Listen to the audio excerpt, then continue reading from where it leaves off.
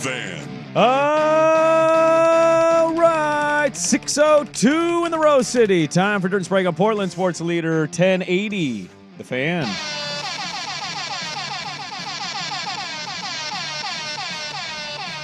Well, that's more like it, huh? 6 a.m. What is happening? Full show today. Not getting shortchanged by 10 minutes. So I left yesterday kind of later than I normally do. Couldn't find my keys. Yeah. And I ended up getting here just in time.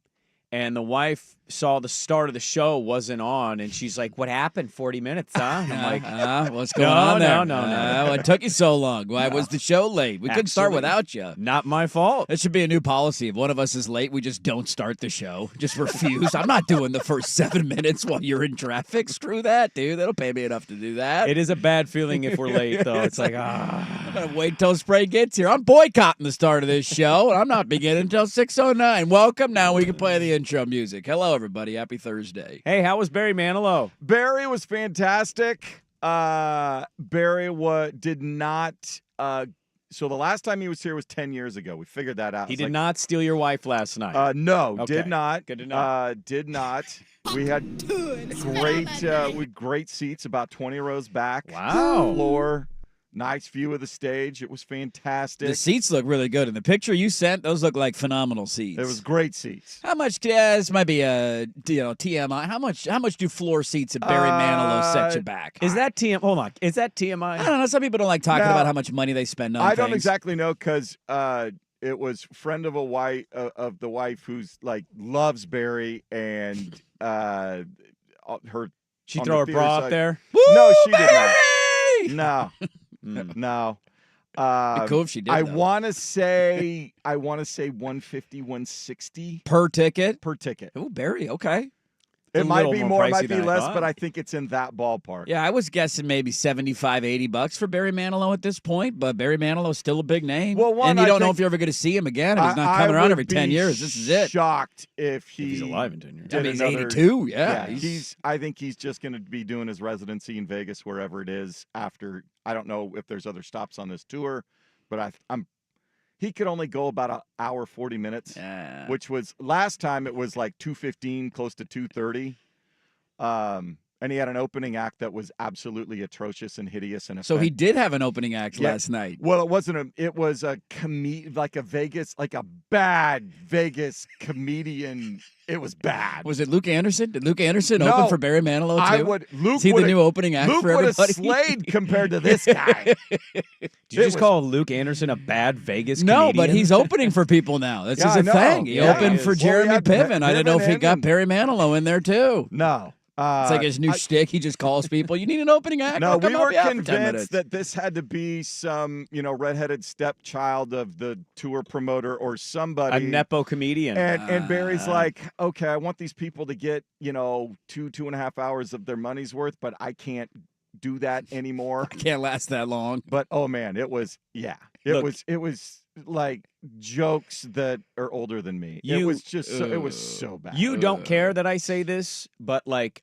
I'm pretty confident in saying I didn't pay that price for my 6 rows back at Garth Brooks. You definitely didn't, because he fixes his prices. Yeah, every that's ticket right, in every seat's the same price. Wasn't it like $50 or something? I think it's a little bit more than that, I but don't it remember it wasn't being 150. crazy, I think yeah. it was less than $100, and Yeah. that's like one of his big things on tour is that he does not allow secondary sale of tickets, and that he's- every seat in the building is the same He's price. one of the few artists that can dictate terms to the tour promoters. Oh, for sure. Most Like of he's such a them- big name. Like, yeah. this is if you want me, this is how you're going to do it. I just feel and they like say, if sure, you're we'll do it going that to way. a concert at a big venue of somebody that is a name of any, you're paying $100. Price fixing needs to happen more in life. It for sure does. Yeah.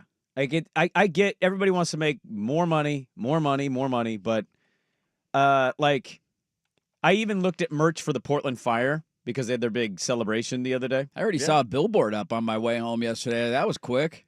Well, I like the logo. The logo's cool. It's cool, whatever. So I went to their link for their actual merch. What are we talking?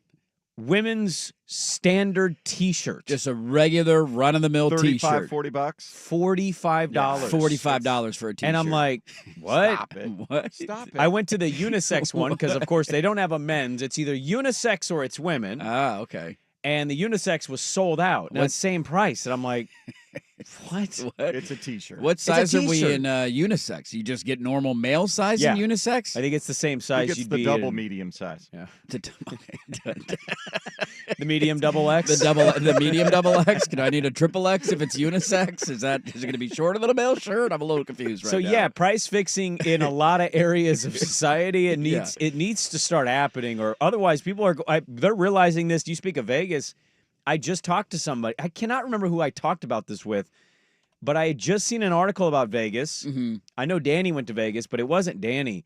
It was somebody else I was talking about Vegas, and they basically were like, it is depressing in Vegas right now. Nobody's going to Vegas. No, who's going anywhere? Yeah, it doesn't seem Everything's expensive. It's ridiculous. Everything is way too expensive. Now, does that then lead to a fall off of making it more affordable to go to Vegas, or are they just going to hold their prices firm? Because that's the only benefit of all of that is that sometimes if people aren't traveling or money's a little tight, you get lower prices, and then you get the benefit if you are willing to take a trip. You'll probably see like flash sales for hotel rooms, those sorts of things. They'll drop $50 a night. What they need to do is, and the other part of Vegas is they need to knock off the resort fees and all of the extra fine print crap. Well, that's how they pay for other things, though. I They just tax understand you that. with that crap. So you'll see New baseball stadium, resort fee, $6. $49 rooms, Yeah. but then between the resort fee and this fee and the tax and the this and the that, and now it's like $149 room, and you're like, wait, Wait. how did that happen? Wait. This looked like a good deal online when I booked. Exactly. Now it's not a good deal I just think anymore. you can't look at fast food as an example now. You can't look at what they've been doing, I would say, now for 8 to 12 months it's and say you ridiculous. can't do it. Because look at fast food. Nobody was going.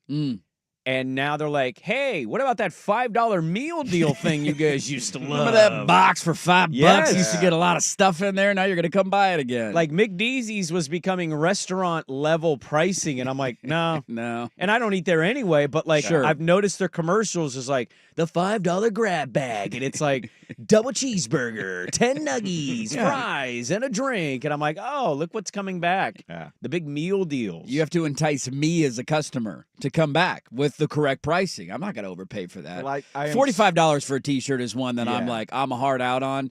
and dad hats were $35, and I'm like, dude, I'm not paying $35 for a dad And Barry, hat. that's a lot. You didn't have to buy, the ticket thing. Sometimes people, you get connections, all that kind of stuff. That's steep for me. Like even if I love Barry Manilow, I would not have. I would not have spent that much. Because the show's not like I'm sure he was fine, but he runs out of gas. Pipes are still great, but it's not. Was it the same show as 10 years ago, or how better was 10 years ago? Because it had to have been a better show. Better.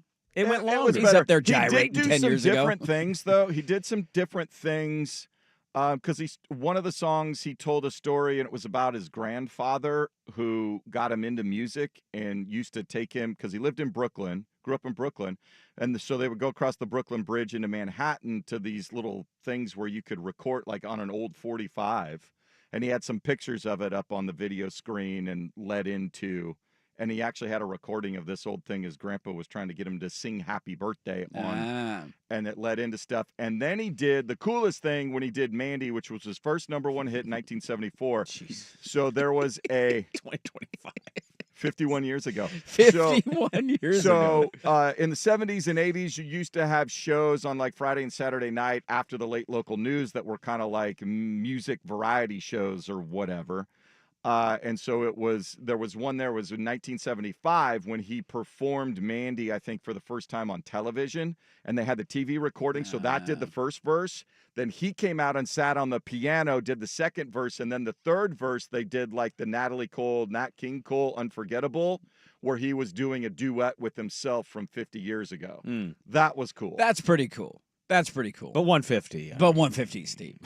That's pretty cool to see. Little pricey. I mean, the challenge is, again, you're probably, if you love Barry Manilow, you're never going to see him again unless you're in Vegas, right? So this is like the last time. I remember seeing B.B. King near the end. It did not cost $150. I remember you going to that concert. He died like 6 months legitimately later. a couple of months later. And I took my dad because my dad got me into the blues, and it was like, we're never going to see B.B. King again. And I can't remember what small venue it was at, but it was a tiny venue. And I want to say those tickets were like $20. As they should. Because it was I mean he couldn't move. He sat up there, and it was maybe a 45-minute concert. He sang a couple of hits, gave a like "You Are My Sunshine" at the end. You know, some of that kind of. It was just about seeing BB King, knowing he's like 90 years old and he's probably gonna die. That was when I saw Isaac Hayes at the Portland Blues Festival. Right, I mean it was months. Because he did like a half hour. There's not a lot left, at that point. He was sitting at the piano mostly, and then he did Shaft at the end and kind of stood up and did the thing. Just have the ticket and to say you saw him, and it was one last time to see an artist that you've always loved. Yeah, the sad thing is the artists that, like in our lives, when they get to that point, you're like, damn, dude, this might be it for him. This might be it. Yeah. I mean, that was my thinking with Larry David. I didn't really expect an amazing show. It was a weird show. He still seems relatively sharp, but he's definitely up there. Like he's like 83. It's deceiving how old he is. Yeah. Because he's still acting and coming out with new shows. And he hasn't aged the way that some of the people have aged, where you can clearly see it. Yeah. But that's definitely in the back of your mind. No, he was still sharp, and the show was more weird because of the crowd than it was actually him. Right. But, when those opportunities arise, you kind of jump on them. Yeah, somebody said $100 for a big ticket at Moda's not happening. Check out Stevie Nicks. They wanted $300 per ticket. Like, no, dude, I'm not spending that to see Stevie Nicks. I'm not paying that to go see Stevie Nicks. So it's funny. Stevie Nicks is great, but I'm not spending $300 on that ticket. It was as much about, kind of a night out with the wife, because she, when she was doing her production and her play and all that for like months. A lot of work. So, and she's like, she really wanted to do it. Let your hair down, go out, let's have some fun. We had a great time. Could have taken her on a walk, though, for free. Yeah. $300. Gone out to dinner for under $100, probably, depending on where you go. So, no, we had fun. Enjoyed all of the happy hours at the Metropolitan Tavern. Hey, how was the home happy hour? You know what I mean? Bada boom, bada bing. It got usurped by Fan Man. Yeah. What? We had some station Dusty issues. was at your house with your wife? Dusty was there last night? Dusty what? was on the phone. That like, Fan he Man. must have known as soon as... You put Dusty on the phone in the middle of that? Hey, no. Good morning, what do you guys Dusty. talk about? Try that. Why don't you try that move, Swag? Try that one out. Do we still have Chinese fake bang in there? Oh, it's in there. It's in there. It's in there. It's in there. Oh, man. Yeah, it's still there, Out buddy. of fear of offending anybody, Jake made a video of that portion of our show yesterday. I didn't repost that at all. I'm just terrified. Oh, is that video out there? Is that one on the YouTubes? The internet scares me now. I don't repost some things. I'm like, that was fun. I enjoyed it. Listeners seem to enjoy it. Somebody is definitely in the comment section calling us a racist. Yeah, oh, definitely. Without a doubt. You can't do That is anything. in the comment section. You can't do anything without somebody. Racist. That's not even how you say That's so racist. But Google did it, not me. It was Google Translate, man. We didn't make up the sound. Well, I'm glad you had sex with Dusty and your wife last night. That sounds like a good time. That's pretty cool. That's a good way to get in, in the good with the new brand man, Give him a little bit of that. I want to get a taste of like what that. How big does that feel? What's he cooking with? What's he got? I don't know if he would be the one to be able to answer that question, but 2 inches is a Get lot, it out of buddy. your system, boys. that's what Dusty did. All right, well, we got a lot to get to today. We got a Magic Hat Thursday is back. We do. Okay, can I ask you a quick question? Yeah. I caught a little bit of a Joe Fisher edition of this show. He did a solo show by himself on Joe Fish did last week. Well done, Joe Fish. He did not do a FUP-date. And so I kind of have a thing that I want to just say outright here. When anybody fills in, I'm very appreciative of them. Yes. Because I'd rather have somebody local than to play best As of am or I. national. Because I knew Friday was a best of because there were other people taking vacation and they had to spread things. 8:30 comes up. He finishes whatever he's ranting about. Probably the Cowboys. No FUP-date. No FUP-date. I'm assuming he didn't do a Magic Hat. We did not. That was a producer decision by me. Well, okay. But if you fill into a show and there's staples to shows, that has to keep going. Yeah, you got to keep the staples going. And I said, yo, where was the FUP-date? And he went, oh, sorry, I forgot. I go, would you fill in primetime and not do in the news? Yeah, you definitely do in the news. It's the show, man. You're doing in the news. I'm sorry. Thank you for filling in. There are segments that have to be executed. The Magic Hat is one of those. You got to do the Magic Hat every Thursday at 6:30. So I'm sorry. There was no Magic Hat last week for our listeners. Yeah. We got some Magic Hat this week. We owe them an apology. You missed a week of Magic Hat. We better make up for it. That Magic Hat better be very magic today. So we'll make up for that. We got a college football guest at 7:30. There's a lot to talk about today. Give you an update on the Open Championship, and we got some fun with audio. We'll start there. Dirt and Sprague on the Fan.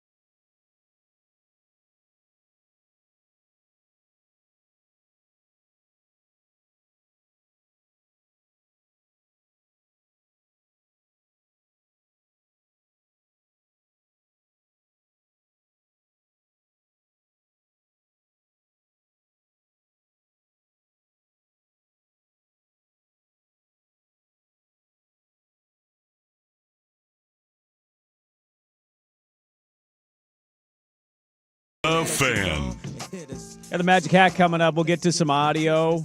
College football on the docket today. Give you an update real quick. The Open Championship teed off last night around 11 o'clock. Here is your leaderboard. Give me the names. Give me the names. I want to know the backstory. Coming in easily right here. He's tied for first. Yes. And I'll give you both the names. Number one right now, Jacob Scobb Olson. Yes. You're a big fan of his game, I'm assuming. Massive. Yeah. Number Where's he two. from? What? Where's he from? Yeah, what You know country? the flags? Guys, I'm reading. All right. Would you let me do the process and then Sure. you? Our apologies. Yeah. I'll let you know. Our bad. Tied with him at 4 under. Yeah. Who's tied with him? Hao Tong Lee. Oh, okay. Coming in tied for third is Matthew Jordan. Yes. One of the crowd favorites there. Who else is at 3 under? Matt Fitzpatrick. Yes, we know him, of course, won a U.S. Open. Yeah. Anybody else at 3 under par right now? Absolutely. Yeah. Can you not interrupt me with your that's laughter? just rude. Your laughter is It's a just serious- rude. We're serious trying to give a show. leaderboard update of the Open Championship here. It's obviously Saddam Kayakwana Jana. All right? We obviously know who that is. Is that close? Do you even know? I have no clue. I've never seen that name in my life. Tied for sixth is Nikolai Hogard. Nikolai. Nikolai. That's what I said. Yeah. One of the Hoygaard brothers. There's two two. of them. There's two. I know there's two Hoygards. There's Who's two the other Hoygaard. one? Two zeros that are X'd out. Yeah, the 0 X's. Lee Westwood's tied with him. And then we've got Riki Kawamoto. So, Is that a cowboy? Did I catch a cowboy in there? I think I got a cowboy The in there. Japanese cowboy. that's what they call him in the streets. That's what they call him? That's what the Japanese people call him? Yeah, that's what they call him in the That's streets. his nickname to you guys? And by the way, he's from Denmark, Jacob Scobb Yeah. Olsen. Okay, Yes, so right. why Come don't on, you stop duh. trying to test me There you with go. flag Duh. knowledge? Just like the Hoygaard brothers. Exactly. They produce some golfers over there in Denmark right now. A? No? What is Is that, that a the Canadian Canada joke? of Europe all of a sudden? Is that a Canadian joke? I'm confused with the A there. That one threw me for a loop. Terrible leaderboard. Yeah, look, it's not great. What I would say to everybody is take a deep breath. It is early. There's a lot of tournaments still to be played. Scheffler's one under through 12. Yeah, I mean, Fitzpatrick's a major champion. Lee Westwood's a known household name. He's going to Rory's fade teeing because he off can't at like win majors. 7:20 this morning. Yeah, Rory's a lot of big names going off later today. They try and split for the TV audience, the early and the late crowd. So you'll get some big names later on. It is early. Give it time because we always do this every major championship on Thursday, like halfway through the first morning round. And it's like, God, this leaderboard sucks. And then Scotty Scheffler ends up winning the tournament. So I have a feeling that will probably happen again this week. We're on a decent streak of major champs. I do love that J.J. Spawn went from a relative nobody to somebody who they're showing a lot of now that he's won a U.S. He won a Open. major, man. He won a He's major. playing and so with Shane Lowry. He's playing with in the Lowry. featured group this morning. He's back home, and he's just, that's what you get. You win a major championship. All of a sudden, we care deeply about J.J. Spawn. So weather has been nasty early on. Yeah, it's supposed to be not much better than this. As the No, week it's goes been on. windy and rainy, and it's kind of what you true want with an open championship open when you're watching. championship. It's like I want to feel like I'm playing at Bandon in February because Sure. that's the comparison that I have in my mind, and we've all played around like that, and it's not very fun to do, and to see how these guys battle through the conditions. We'll keep you updated throughout the show on what's going on with the Open Championship. Last night, the ESPYs were on. The ESPYs did happen last night. I did not partake. I didn't either. I watched the clips on Twitter when they would come out, Yeah. like funny jokes and stuff, but I didn't watch Once it. I missed the start, I was like, you know what? Yeah, I'm just going to wait for the clips. Yeah, they'll come out. They'll be out eventually. So Shane Gillis was the host for this thing, and he did not waste any time. He started the entire event with this joke. SGA is here. Give it up for SGA. Hell yeah, bro. And now everybody sitting around him is in foul trouble. You know, the thing about the ESPYs, I got two more jokes I want to play from him. He had a few that were pretty good. Yeah. The thing about it is everybody instantly goes and says, crowd sucks, athletes are still stuck up. And I'm like, More than I actors remember and musicians. Well, I remember watching this show. Like, this was like appointment television for me at a large portion of my life. Yeah, when it first started, it was A lot of the athletes never really laughed at anybody doing this show. No, that's kind of That's always how it's been. That's a little bit of the bit. That's what it kind of is. You just know you're going to be in a tough room, and a lot of athletes don't like making fun of themselves. But there's a weird thing with Gillis and the comedians in that circle, the Rogan Bros. Sure. Where the people who are huge fans of them want to point out to you that they're definitely the funniest people in the world, but the people in the crowd suck. Yeah, they just don't get it. And I'm like, it's been this way forever for any comedian. Yeah, I mean, he made a joke. I don't know if you'll play it or not. But I got one. He made the Norm Macdonald joke. And if you go back and watch the reaction in the crowd when Norm gave the joke. Charles Woodson's not really laughing. Dude, he's not. He's like, hold on to your Heisman unless you kill your wife and a waiter. Like the crowd was a bit of a groan. So that's kind of the way it's been for a long time. He dropped this one as well. Donald Trump wants to stage a UFC fight on the White House lawn. The last time he staged a fight in D.C., Mike Pence almost died. No, actually, nice all right. You don't have to do that. It was fine. I didn't write it. Actually, there was supposed to be an Epstein joke here, but as it got deleted. Must have probably deleted itself, right? Probably never existed, actually. Let's move on as a country and ignore that. I mean, I'm a Gillis guy. I thought he was pretty good last night. Yeah, he was good. I thought he was funny. This was probably my favorite. Well, he had one on Caitlin Clark and how she wants to work at a Waffle House so she can keep fist fighting black women. That's what she's going to do when she retires because she's really into that right now. This was probably my favorite one. So on this joke, since it's an audio clip, they pan to a person as he's telling this joke, which makes the joke even better. Four-time WNBA All-Star Brittany Hicks is here. Give it up for Brittany, everybody. I'm joking around. That's my friend's wife. I knew none of you knew WNBA players. To use your friend's wife, a black woman, yeah, as an opportunity to make a joke about how the crowd will pander to anything that you say, anything, especially in that realm, yes, was a brilliantly shaped joke. Yeah, I didn't find that because actually, I saw the start of the joke yeah, and I thought, oh, okay. That's what is the name of Brittany Hicks. Brittany Hicks. I thought, okay, I've never heard of Brittany Hicks before, but give it up for Brittany Hicks. She's having a good year. I had no clue. Even though the funniest thing is the wife he used, she starts clapping. She does. And then she sees herself and is like, oh, he's telling the joke. Son of a bee. What are we doing She's here? married to a comedian friend of his, yeah, but I actually didn't find that a shot at the WNBA. I found that a shot at everybody else. Always pandering. Always pandering. All times, just like, oh, yeah, so great. We love to support women athletes and you don't watch athletes. It. No, you don't watch it. No, you don't. Can't tell you the names, and we don't watch it. I heard the name on the joke, and I'm like, Hicks, Brittany Hicks, who's this? Four-time NBA. I was like, 4 times? What? How have I never heard the name? That one was he probably the gem of the night last night. That was good. Yeah. Overall, though, I have no idea how the rest of the show went. No, I didn't watch. I don't know who else. I know they did the thing for Lee Corso. I didn't want to watch that speech because that's a little challenging, kind of sad. But I saw the video montage that they did for Corso, and that was kind of emotional. Of like, man, all those great memories on game day and putting on the headgear. So he was like the lifetime achievement guy.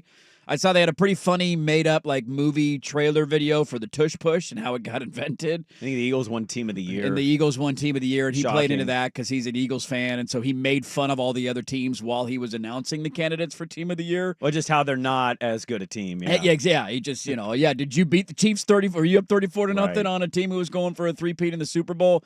I think the other joke that was probably one of my favorites, too, was he had one on Shedeur Sanders getting his number retired. And he said it had nothing to do with nepotism at all. He got his number retired because he went 13-12 and almost won the Holiday Bowl. They panned to Lamar Jackson. Lamar was kind of laughing. And he was laughing at that one. He thought that was pretty good. Hey, he did. I thought he was good. I thought he was really good. I mean, based on what I saw. This is the driest time of the year in sports. You get these little things. The ESPYs come in, dude, and that's what you watch. And it's an award show nobody cares about anymore. Yeah, it just kind of faded to obscurity. It serves no real purpose other than to like let athletes sniff their own farts. Yeah, that's basically how all award shows are. And I don't really enjoy watching many of them, but the clips of comedians I'll watch, and I thought that was pretty funny. Let's get to the Magic Hat next on The Fan. This is an Open Championship Week edition of Dirt and Sprague. Brought to you by Langdon Farms Golf Club. Now, from the George McCoy at Warren Allen Sports Desk, a Sports Center update on 1080 The Fan. First on The Fan, the 153rd Open Championship underway this morning from Royal Portrush in Northern Ireland. Amongst the first groups out are your leaders, Hao Tong Lee of China and Jakob Skov Olesen from Denmark. 4 under 67s. Matthew Fitzpatrick has caught them on the course. He is 4 under through 16. Lee Westwood in with a 2 under 69. Sergio Garcia 2 under through 6 on the course. Phil Mickelson a 1 under 70. Scotty Scheffler is on the course now. He is 1 under through 13. And amongst players yet to tee off, you'll see Rory McIlroy going off around 7:10 this morning. Trailblazers Summer League schedule continues tonight in Vegas. They'll face the winless Houston Rockets, 5 o'clock tip on NBA TV and ESPN+. Portland has the best point differential among one-loss teams, but they would need some serious help if they were to squeeze into the championship bracket. Portland Timbers' 10-game home unbeaten streak came to an end Wednesday night with a 1-0 loss to Real Salt Lake of Providence Park, giving up the only goal of the match in the 83rd minute. Timbers back home this Saturday hosting Minnesota United FC at 7:30. More sports scores and stories in 30 minutes. Jason Swigart from the George McCoy at Warren Allen Sports Desk. Hurt, missing work. Insurance companies acting like jerks. Don't call your mom. Call George McCoy at warrenallen.com. Jump back to earlier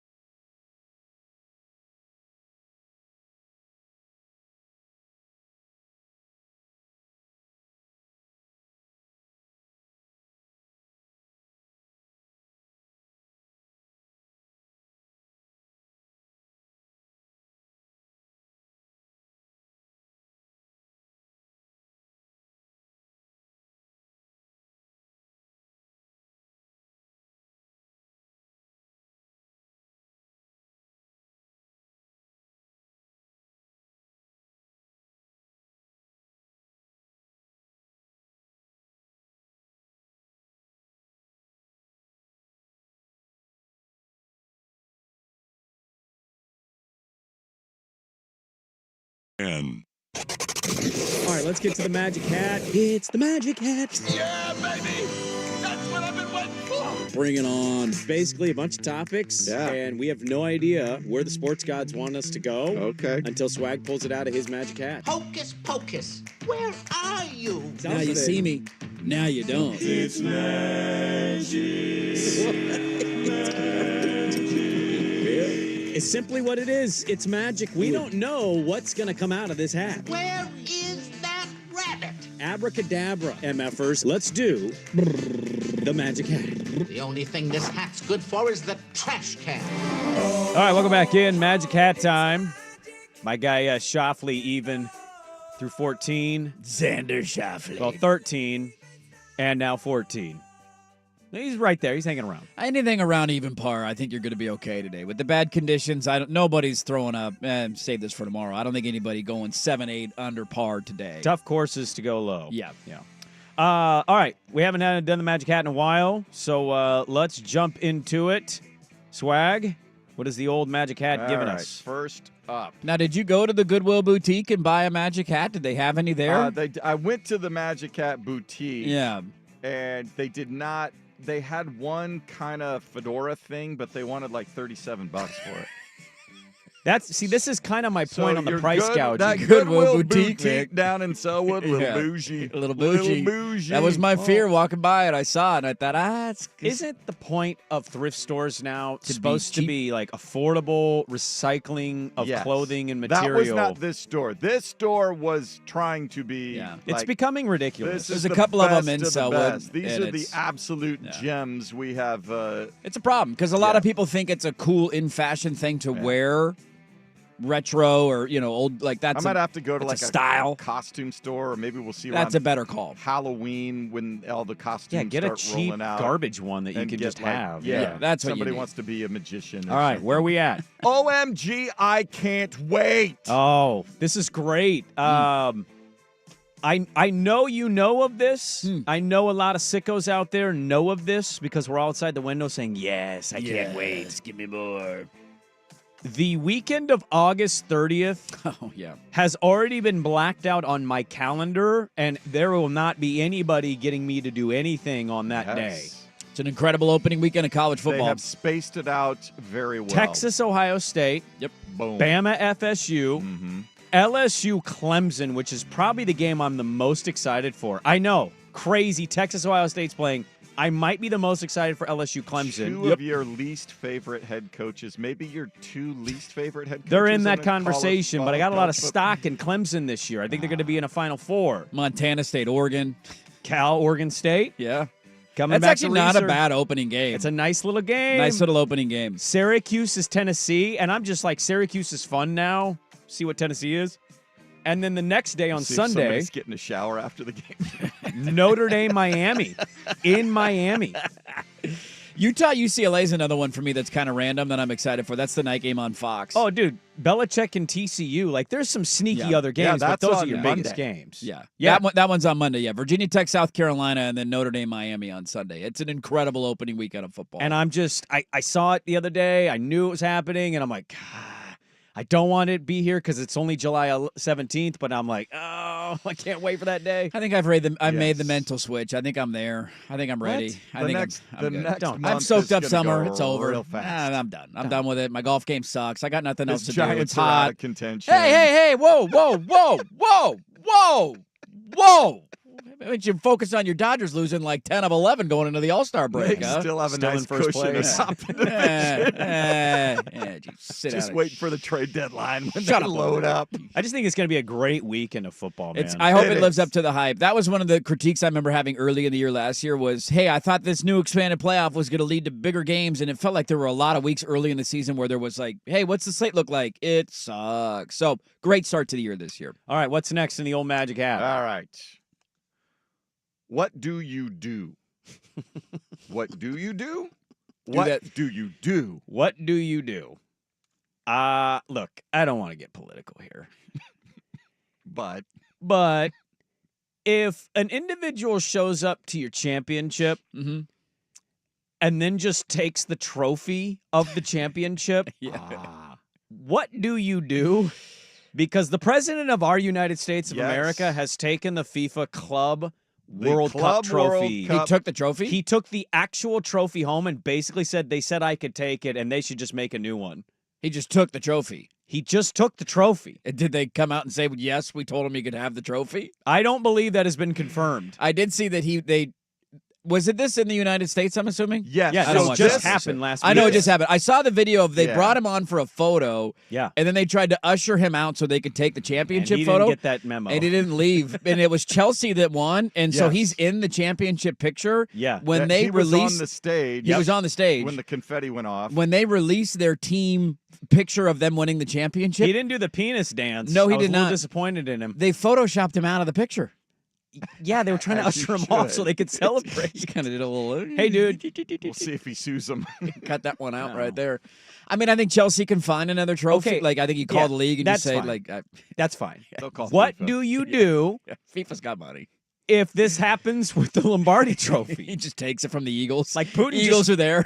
Putin has one of Kraft's Super Bowl rings, He does. and that's yeah. just gone. You're never getting that back. No. So what do you do?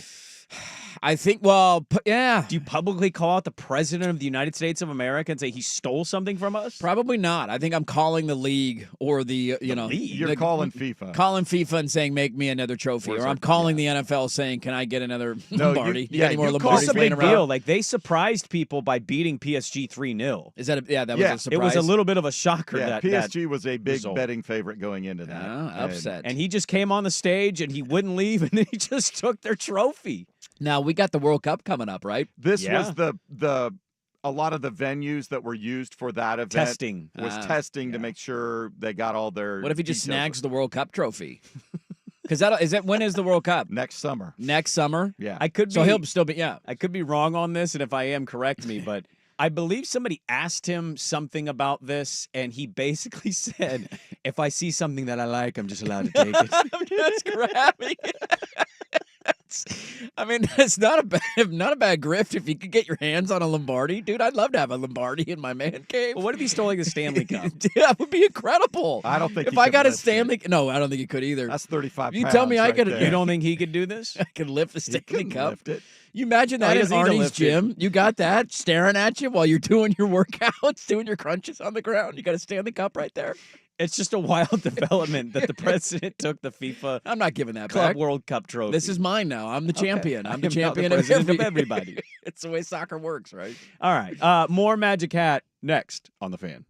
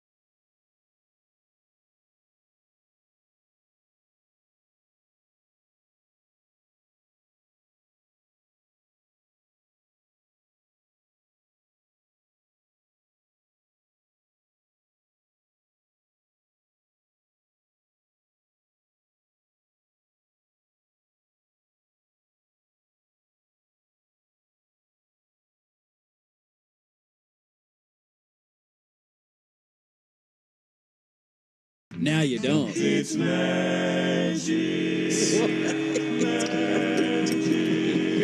The only thing this hat's good for is the trash can.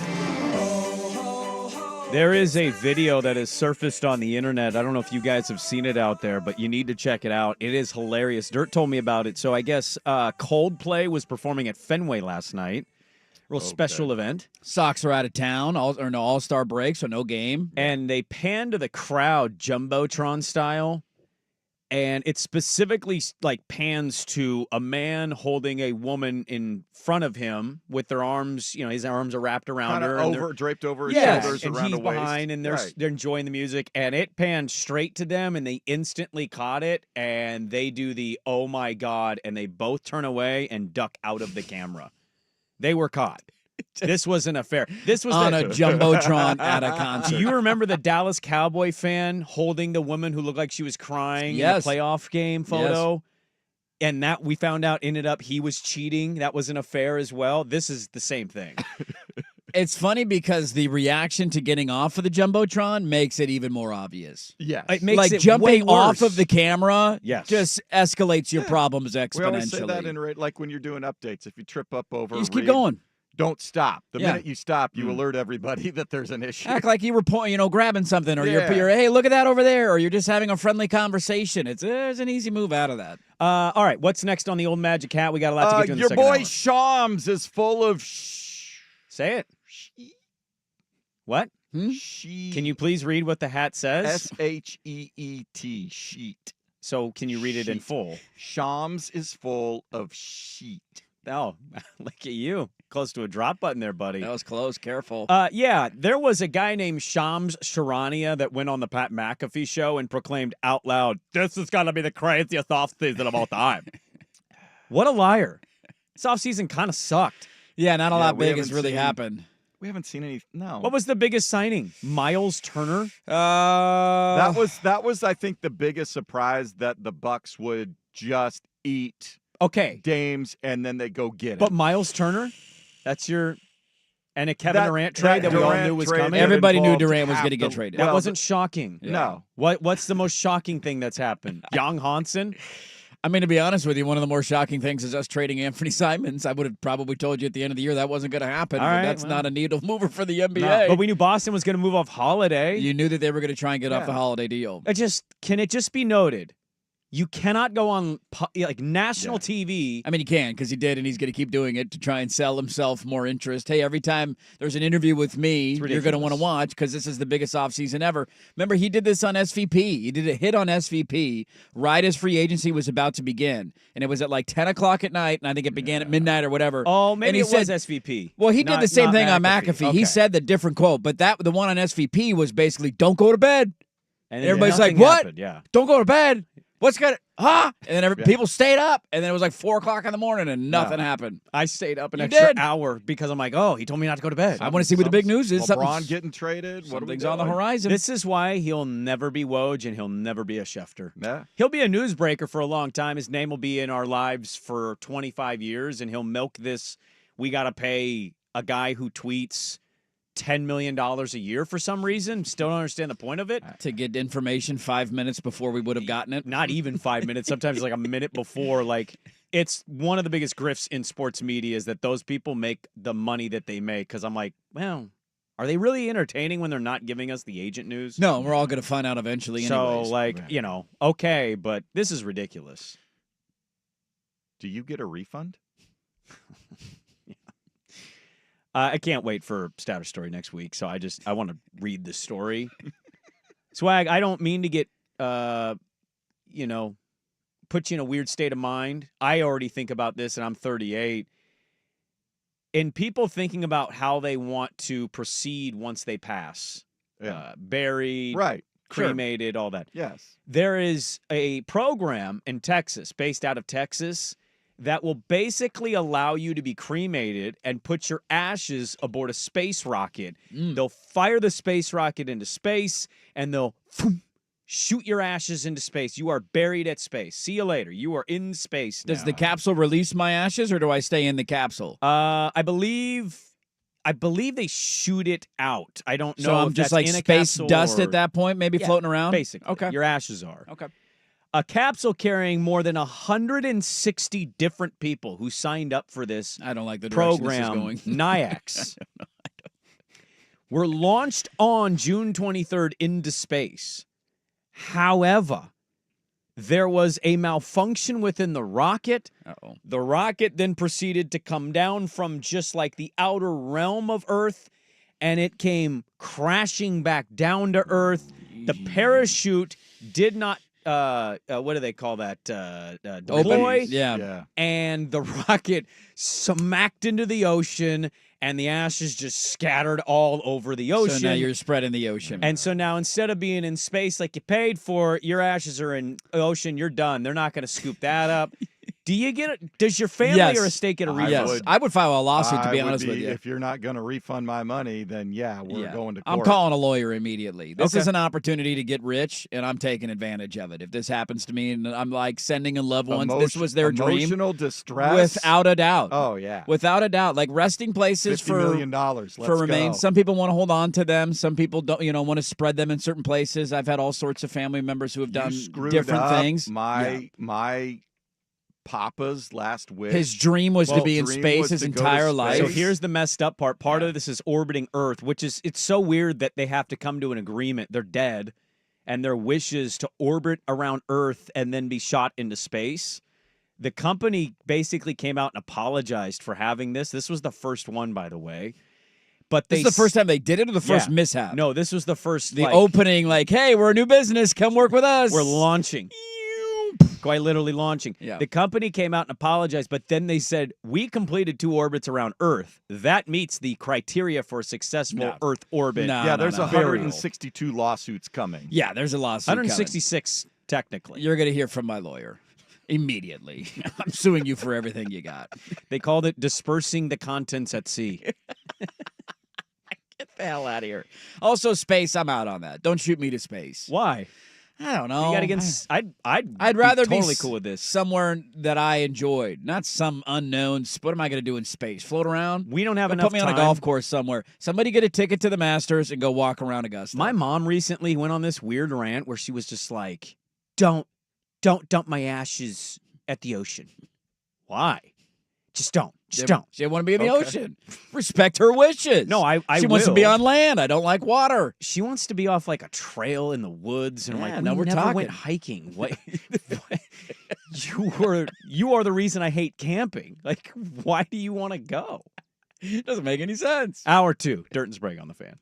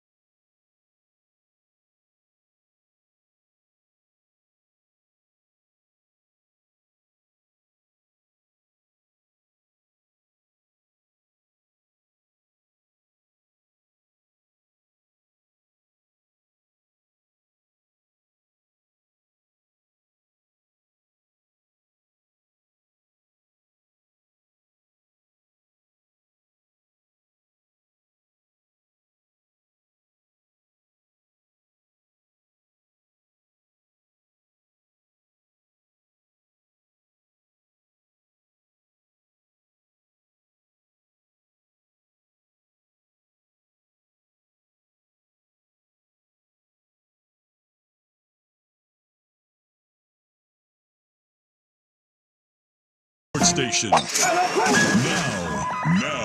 from the George McCoy at Warren Allen Sports Desk, a Sports Center update on 1080 The Fan. First on The Fan, round one of the 153rd Open Championship underway from Royal Portrush in Northern Ireland. Three-way tie atop the lead. Matthew Fitzpatrick playing 18 is at 4 under. Jakob Skov, Olesen, and Haotong Lee in the clubhouse with 4 under 67s. Sergio Garcia's got it going 3 under through 7, just 1 back. Nikolai Højgaard, Lee Westwood, Ricky Fowler among those at 2 under. Scotty Scheffler right now 1 under through 14. Blazers back in action on the Vegas Summer League court tonight, taking on the winless Houston Rockets. 5 o'clock tip on NBA TV and ESPN+.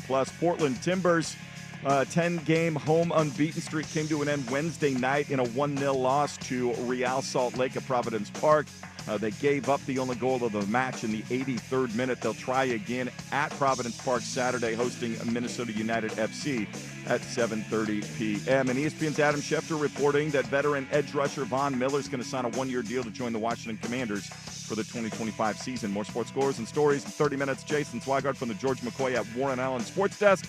Hurt, missing work, insurance companies acting like jerks. Don't call your mom. Call George McCoy at warrenallen.com. The Fan Merch Locker has a new black 1080 The Fan hoodie.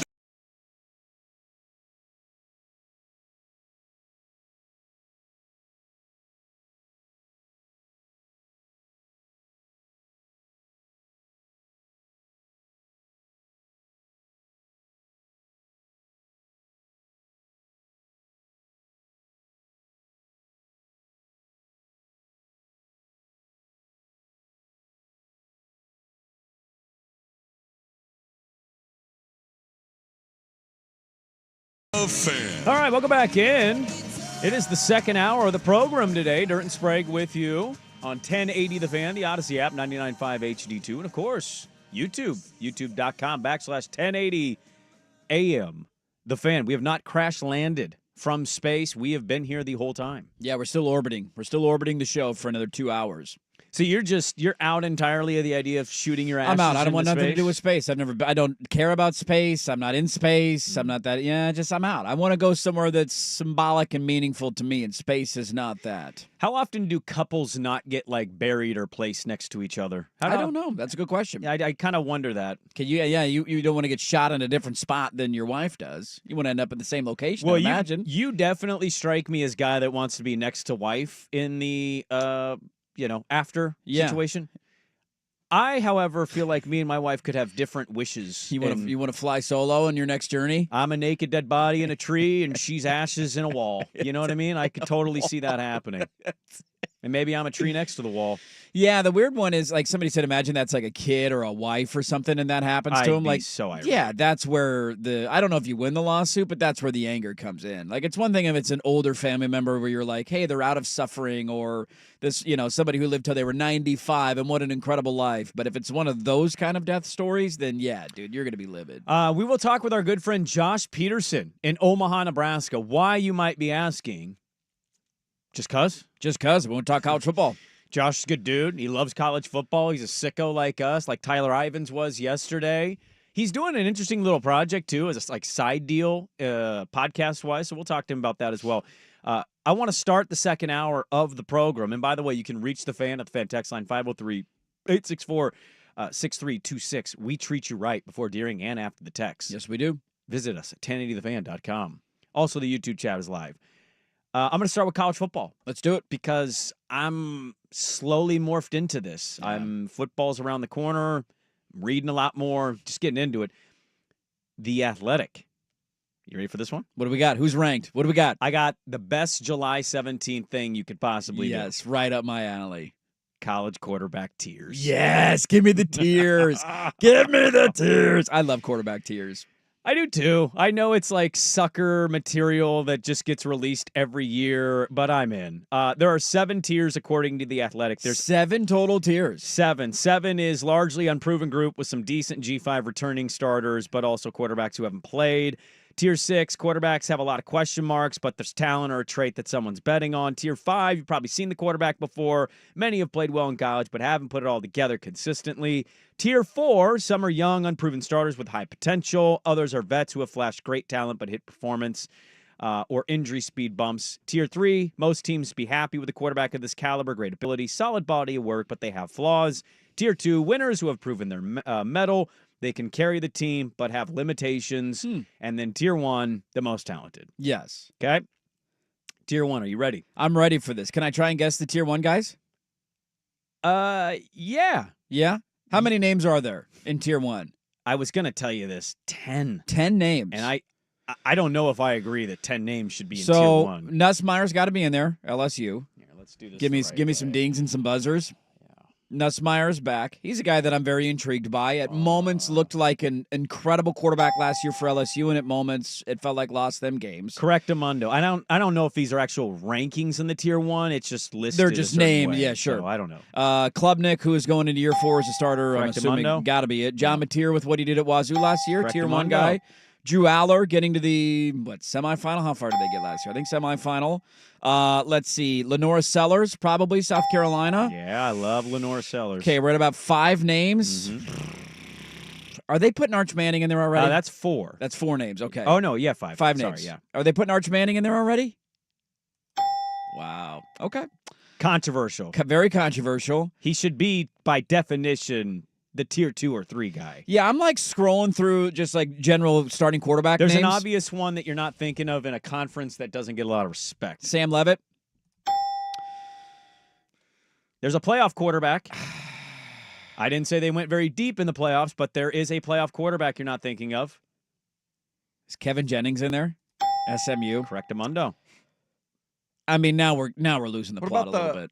That's not it, by the way. I know there's more. There's another name. I don't even want to guess any more names because I don't think anybody else belongs to this young category. quarterback. DJ Lagway's probably in there. Correctamundo. That's just, what are we doing?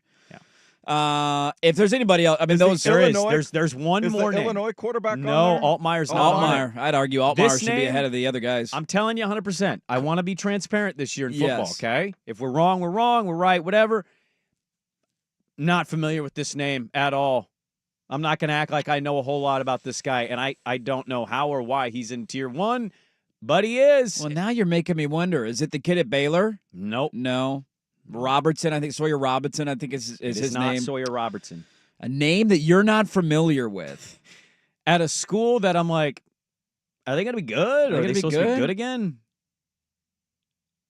That's a hell of a tease. I'm scrolling. I'm trying to look. You're not going to guess. I'm not. Okay, give it to me. Josh Hoover, TCU. Yeah, I would have never guessed that.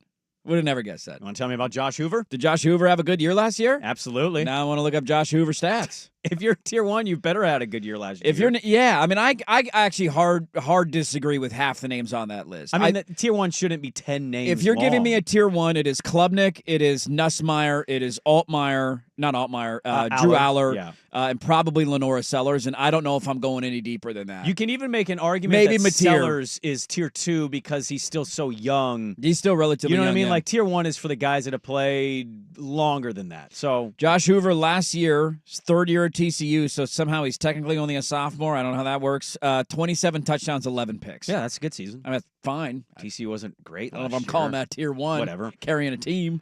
Tier 2, the Baylor kid is on there. Sawyer Robertson. Yeah. There's a guy playing for Mario. Carson Beck, baby. This is the year. Your Altmaier is there.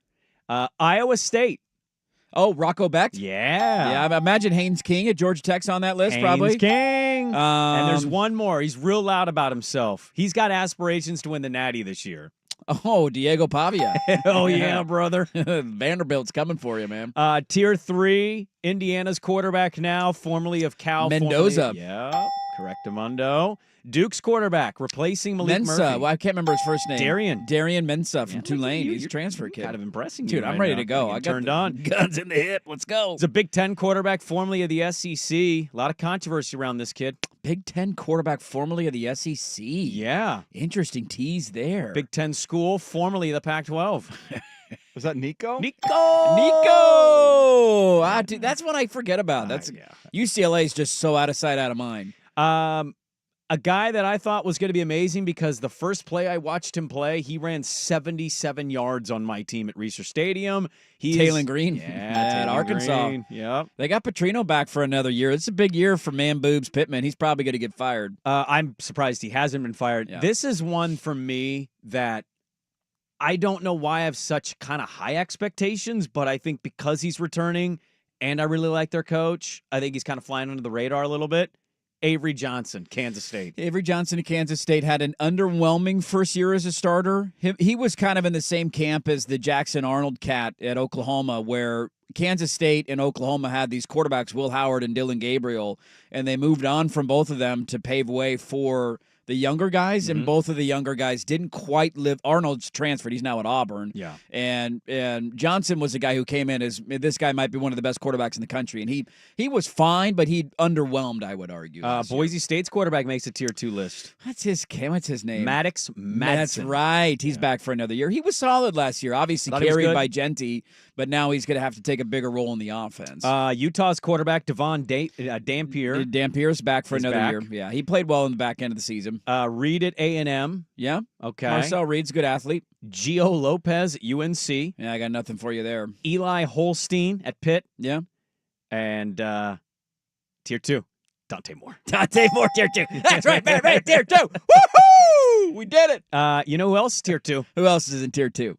Come on. Malik Murphy? Malik Murphy, Tier 2. Yeah, buddy. He's been one of the better starting quarterbacks in the ACC last year. I mean, come on, He set some record at Duke. I can't remember, was it touchdowns or yards? He set some passing record at Duke last year. You know what I'm really bad at? I'm trying really to find our bad at finding song? any drop ever when I need it live on the show. Gotcha. I got the fight song, I'll but hit the ya. Yago Beaver I can't find. But yeah, Malik Murphy did make Tier 2. And that is still one of the more interesting storylines for me early in the year. And it's obviously local bubble related, not nationally speaking, but local bubble of just, man, that was such a shocker to me when he transferred there. He was a starting quarterback in the ACC, and he transferred to Oregon State. And it shows you that they got a little bit of money to spend, and they put it in the right spot because they desperately needed a quarterback. Like, dude, if he plays the level that he played last year, and your defense maybe takes a slight step in the right direction with Trent Bray, you're looking at 8 or 9 wins considering the schedule that you're playing. You got a chance to beat Cal, an ACC team, right out of the gate at home. Like, that's going to give you some renewed hope going into the Pac-12 era. I'm asking sincerely, by the way. Oh, that was Tier 3. Oh, okay. I said Tier 2, didn't I? Dante and Murphy are Tier 3. The disrespect. Well, nobody's giving us a chance this year, Bob. Look, you know my thoughts. Novosad's going to be the starting quarterback of Oregon this year. It's going to happen. It is. Okay? Hold that for the old takes exposed. Yeah. I still got my sticky note of Dante Moore Heisman. Well, but like, how is Dante Moore Tier 3, but guys who I've seen do good things or are in similar situations are Tier 4? Like Dylan Raiola is Tier 4. That's an interesting one because I think they're somewhat comparable. Like, Raiola was fine, but bad at times. He wasn't amazing, no, but and he was a true fine, freshman. And he was a true freshman, and he played the whole way, whereas... I think you grade on a curve with true freshmen when they struggle that way. That one kind of caught my eye, and I know they had a very bad year one, but Noah Fafita is Tier 4. They were bad last year, so maybe that's just... he threw a lot of picks. He did not live up to the hype and expectations. The interesting one for me is that you can have, and this I saw somebody put these together a couple of weeks ago when I was looking through some college football notes, but DJ Lagway is in Tier 1 at Florida. Right. He is coming in with the, oh my God, this guy's the can't miss. Oh, here he comes. He's going to keep this guy employed if he lives up to what they're saying. He very well might. Florida also, again, has one of, if not the hardest schedule in the country. And so them having a good year is going to be incredibly challenging for them. They're still young in a lot of spots. There's more talent around him. Go look at his numbers last year and Dylan Raiola's numbers last year. And one of those guys is Tier 1, one of those guys is Tier 4. Well, and they were almost identical, statistically speaking. Right. Well, but remember, what week did he end up starting for Lagway Florida? didn't start the entire season, and then even when he was put in as the starter, he got hurt, and I think he missed the Texas game, if I remember correctly. So there is that, unquestionably. He played fewer snaps. I'm not arguing that. Now, but was he the higher recruit coming out of high school? I think they were Raiola? legitimately 1 and 2. I think they were the number 1 and number 2 quarterbacks, depending on the outlet you looked at. I think one that has to do with SEC, does it not? I mean, he was 12 touchdowns and 9 picks. Lagway? Yeah. Yeah, for a true freshman, that's not bad at all. I just find it interesting that that's good enough for Tier 1, but some of these other guys are Tier 3 or Tier 4. I don't know how they parse this stuff out, man. Like, how do you determine who's 2 and 3? Yeah, and what is that real difference? Right. Of his 12 touchdowns, 3 of them came against Sam Houston State. Well, that's the Jaden Daniels thing when he won the Heisman. Was like, it wasn't that he wasn't deserving. It was just he was a stat patter. Yeah. They'd play garbage-ass teams, and he'd have 7 touchdowns, and it'd be like... He'd torch them. Okay, his numbers are slightly better than a Penix or a Nix or whoever. Yeah, and the numbers are incredible, but when you dive into the details of it, it didn't all come against Alabama or most of it came Georgia against the slop. So and you got to beat up on the slop. Nobody's making fun of that. But I tend to agree with that. I think we're too willing, and I think we do this in the NFL too. Like with when I think of a tier 1 of NFL quarterbacks, to me, there's only 4 names on that list. And maybe some people disagree with that. No, I think most people it's would like probably Mahomes, agree with that. It's Allen, it's Burrow, and it's Lamar Jackson. And outside of that, nobody else to me has shown the consistency and the longevity and the high level of success year in and year out to be in that category. That's the way college should be. Like even Mateer, for as good as he was at Washington State last year, I don't know if I'm ready to put him into a tier 1 category. I think he's a really good quarterback. I think he has the ability to be in that category. But if you're going to put Arch in tier 1, which and Arch I should not be in Arch, tier 1. But like, if you were going to, laughable. Mateer would have to be. Like he's played 2.5 games in his career. I'm rooting for him. I like the Mannings. I hope he has success at Texas, unless it comes against my team in the playoffs if we get that far. But this idea that we're just going to crown him X, Y, and Z, I find fascinating. Well, there's something about the tier 1 thing that I want to talk about with you that we're against it already. I got a cut from Arch. We haven't even talked. Arch had a big get together at the SEC Media Day. He had a swarm of people around him. Yes, he did. So we'll hear from that, and we'll talk a little bit more about the quarterback stuff in college football next on The Fan.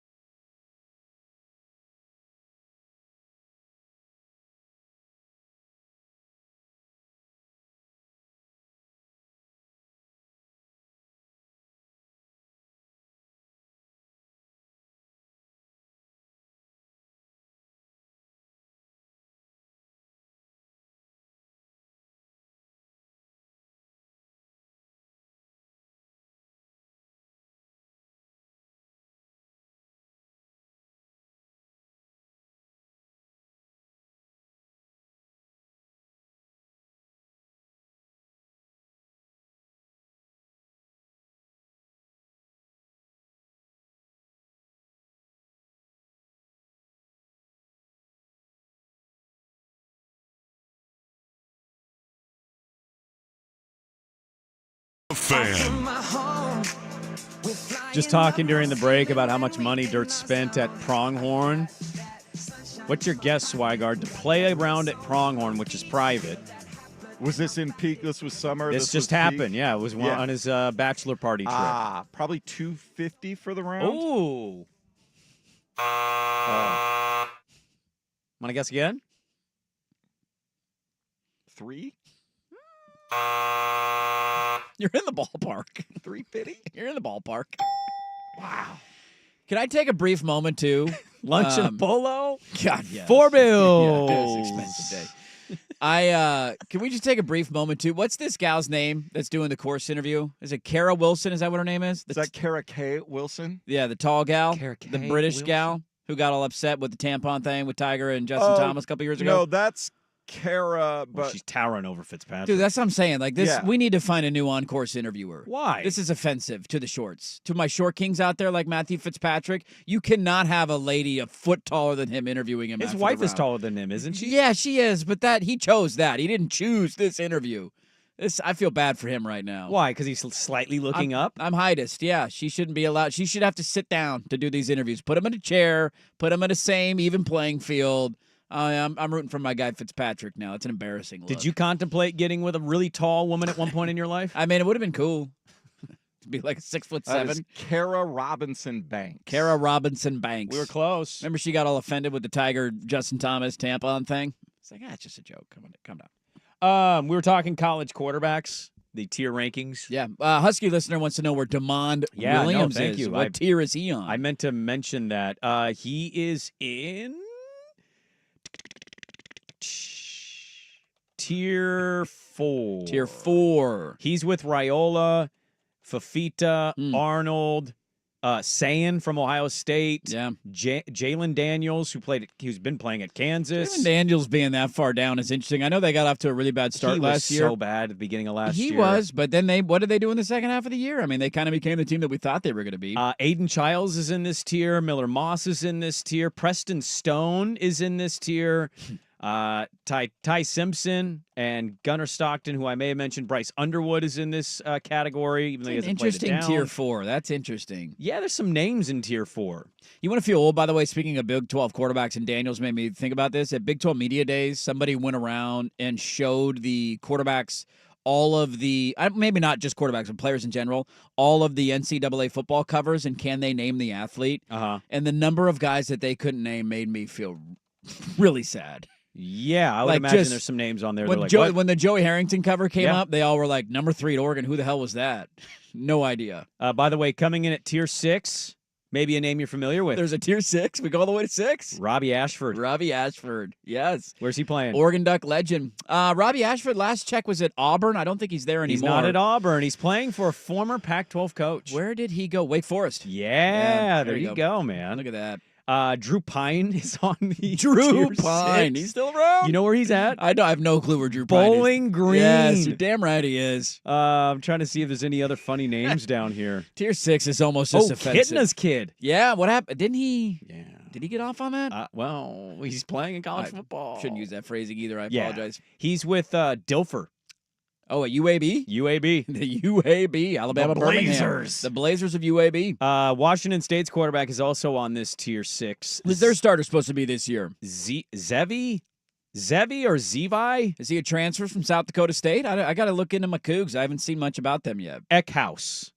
I think it's Zevi or Zevi Eckhouse. Okay. And if I'm wrong on that, Coug fan, I apologize. Coug fan, Patrick Harris. The boys of the board had screwed it up. Did you pull that drop? We got a Pac-2 guy on the station now. We do. We both Pac-2s are represented. I put it in archive. Let me get that for you. I'm trying to see the most. Because there were 2 of them, and the tricky part was we were laughing so hard, there was giggles over the top of it, so I couldn't get a true clean one. I'll try not giggle next time you do it. Malachi Nelson's tier 7. Yeah, I mean, that should be like tier 13 at this point. Guy's transferred 3 times in 5 months. That's probably the most notable name on tier 7. Okay. It's that name was a 5-star. What about Rashada at Sacramento State? Does he still have a tier? He is not on this. He's not even on the list. No. Okay. I'll go back and look, but I'm pretty confident in telling you he's not on this list at tier all. 19. The quarterback thing is interesting, though. I mean, quarterbacks in the NFL, we know they're their power and what they mean to teams. I think this has been happening in college, and I think it's interesting looking at the list. Arch Manning at SEC Media Day, we never got to this because we had Young Hansen, we had Adam Silver News, just reacting to a lot this week. He was swarmed by media members. I thought this was a really good, thoughtful answer. I don't know why it says ESPYs under his name. That makes me nervous. But here he was. He Did it say over? Dude, at this point, it's going to be a Gillis joke. Buck taking more of our audio. He played our Kershaw cut, by the way, for a report that you pulled, the 28-second one. 28-second clip for a report. And Rob goes, how long is this? It's half the report. All right, now it's time for the read. He was asked about, have you talked to Quinn Ewers at all? Quinn Ewers, a starter from last year. He's now in Miami with the Dolphins.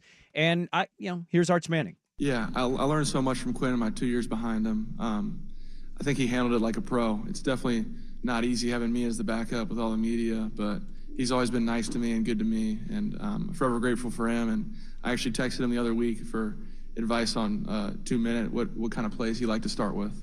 I'm rooting for him. I'm not going to do the whole, I like the Mannings. No offense. I love Mannings. Manning Bros, number one.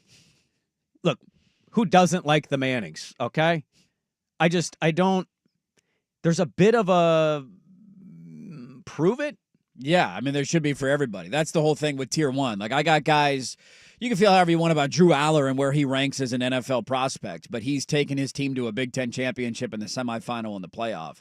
You feel however you want about Cade Klubnik at Clemson, who has been up and down undoubtedly in his career and came in as a highly touted prospect. He's grown into a great quarterback, and he led them to the college football playoff last year. Like, I have bona fide track records with some of these guys. If you're telling me you think by the end of the year Arch Manning will be in there, that's fine to have that opinion. He's an incredibly talented player, and the recruiting services had him ranked as the number one quarterback in the country. So there's something there. But until you've seen it, I have a hard time saying he will carry them or he is this until I get a chance to watch it. Yeah, I think you could put Mateer, Sellers, Lagway, Levitt, Jennings, Hoover, and Arch in Sam Levitt led Arizona State. He wasn't single-handedly, but he was an instrumental part of Arizona State going to the college football playoff last year. Yeah, so your Tier 1 would really be what? 3 guys? It's not that long for me, man. That's the interesting thing, and I think it's an overarching storyline of the entire sport. You have a couple of guys who have proven it, who have been very good for a long time. Right. There doesn't seem to be a runaway freight train in that position. Again, maybe Arch Manning becomes that, but that guy of like, oh God, if we face him, we don't have a chance in hell. I just don't see like a Cam Newton in this crowd. So Cade Klubnik, Garrett Nussmeier, Lenoris Sellers, these guys, Drew Aller, they're all very good quarterbacks. Shaking your boots. I don't look at them and say, oh my God, they're unbeatable with Klubnik at quarterback. Or how are you going to beat Drew Aller? But see, how much of that in college, I would ask, is more geared towards the rosters seem more even. Yeah, that's a part of it for sure. Than just saying like quarterback Cam Newton, obviously. Amazing. But if Cam Newton, from when he played, which was one of the greatest seasons we've seen, played this year, we might go, man, that kid's really good, but... That was the unique thing about him is he didn't have a lot of talent around him anyways, and he kind of did it by himself at Auburn. Right. When a lot of these Heisman Trophy quarterbacks have a ton of talent around them, and that might end up being Arch. That's for sure part of it. I think part of it, too, maybe not because I don't want to face Drew Aller. He's good. He doesn't shake me in my boots. I threw a pick to decide the Big Ten championship game. He also threw some freaking darts in that game. Our defense was sick. Okay, that was the minute your defense unfolded. Like they just like, oh no, we're not good anymore. Like, we're done being good. We're not going to stop anybody the rest of the year. Nussmeier's interest, like these guys scare me, but to your point, they don't scare me in the way traditional past names have. There doesn't seem to be an unbeatable player in that mix. But I think that's more because of the team parity going on in the sport than it is a knock on the player. I think there's also a part of it, too, where do you fear the coach? Like for Aller at Penn State, do you fear James Franklin in a big game? There's some of that, too. I don't know if it's I fear Franklin versus, like, I think he's done a really good job filling his roster, getting all these guys to come back. No doubt. They're a very talented It's a combo package with him. Now, Dabo, yeah, a little bit. You fear Dabo? I can't Dabo in a big game? I can't believe they won the ACC title last year the way they did. They made the college football playoff field goal. They pushed Texas a little bit in that playoff game, too. They did. Yeah, they weren't pushovers for sure. Other than that, I don't know. I think that's what's going to make it such a fun year. Do you fear Sark? I know. No, I mean, yeah, but no. Who do you fear in that sport? Is it really just Kirby? It's really just Kirby, to be honest with you, at this point. Not even Ryan Day. Not even because Ryan Day, unless you're Michigan. I mean, Oregon beat him last year, and I know the second game went terribly, but he won a national championship. They're all great coaches, but there's not that Nick Saban type out there that's going to dominate the sport. It doesn't seem like, and maybe Kirby does that again at Georgia. I think it just highlights we can all complain about the changing and the roster moves and the NIL and the transfer. I feel like we have as even a playing field atop of the sport going into this year as we ever have, and that's a really good thing. And it's not great for every school. There's haves and have-nots. That's the way the sport's always been. You tell me there's 10 or so teams that have a legitimate chance to win a national title this year. That makes college football incredibly fun to watch. Let's talk a little bit more with our friend Josh Peterson in Omaha for the Daily Ticker next on The Fan. This is an Open Championship Week edition of Dirt and Sprague. Brought to you by Langdon Farms Golf Club. Now, from the George McCoy at Warren Allen Sports Desk, a Sports Center update on 1080 The Fan. Brought to you by Laurelhurst Market, Steakhouse, and Butcher Shop. A great spot for any occasion. Don't forget, you save 10% on your Butcher Shop order when you dine in. Menus and more at laurelhurstmarket.com. First on The Fan. Midway through round one of the 153rd Open Championship at Royal Portrush in Northern Ireland, there is a three-way tie for the lead. All of them in the clubhouse at 4 under par. Matthew Fitzpatrick, Haotong Lee, and Jakob Skov Olesen right there. Nikolai Højgaard just 2 back, tied with Scotty Scheffler and Lee Westwood at 2 under. Scotty's got 2 more holes to go. Ricky Fowler, Sergio Garcia in the hunt at 2 under as well. Rory McIlroy with a bogey to start his round. Trailblazers Summer League schedule moves on tonight. They take on the winless Houston Rockets. 5 o'clock tip on NBA TV and ESPN+. And the Portland Timbers 10-game home unbeaten streak came to an end Wednesday night with a 1-0 result against Real Salt Lake at Providence Park. They gave up the only goal of the match in the 83rd minute. They are back home this Saturday hosting the Minnesota United FC at 7:30. More sports scores and stories in 30 minutes. Jason Swigard from the George McCoy at Warren Allen Sports Desk. Hurt, missing work, insurance companies acting like jerks. Don't call your mom. Call George McCoy at warrenallen.com. It's The Fan.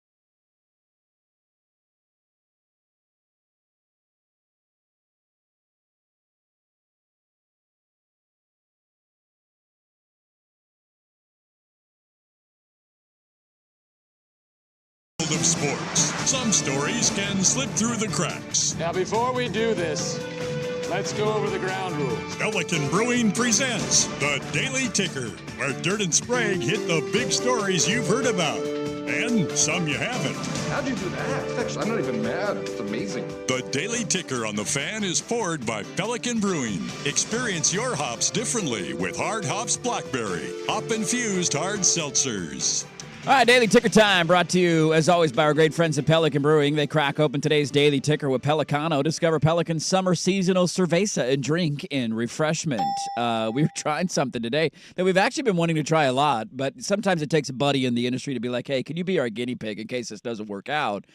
We have Josh Peterson, our friend from Omaha, who is not only on the phone with us for the Daily Ticker, he's also live on the YouTubes this morning. Josh, do you read me? Can you hear me? I can hear you. I can't see you. Can you see me? Can you hear me? We can see you and we can hear you. That's the weird part about doing the video interviews. I can't see him. I don't put YouTube up on my computer. I just do it to keep an eye on the old the chat on the chat to see if anybody's got a question or a point that people want to bring up on the show. So that's the strange thing is we can't actually see each other. I can look at my computer screen and see you. But wonderful to talk to you nonetheless. He's our good buddy Josh Peterson at Josh Tweederson on Twitter. You can go give him a follow there.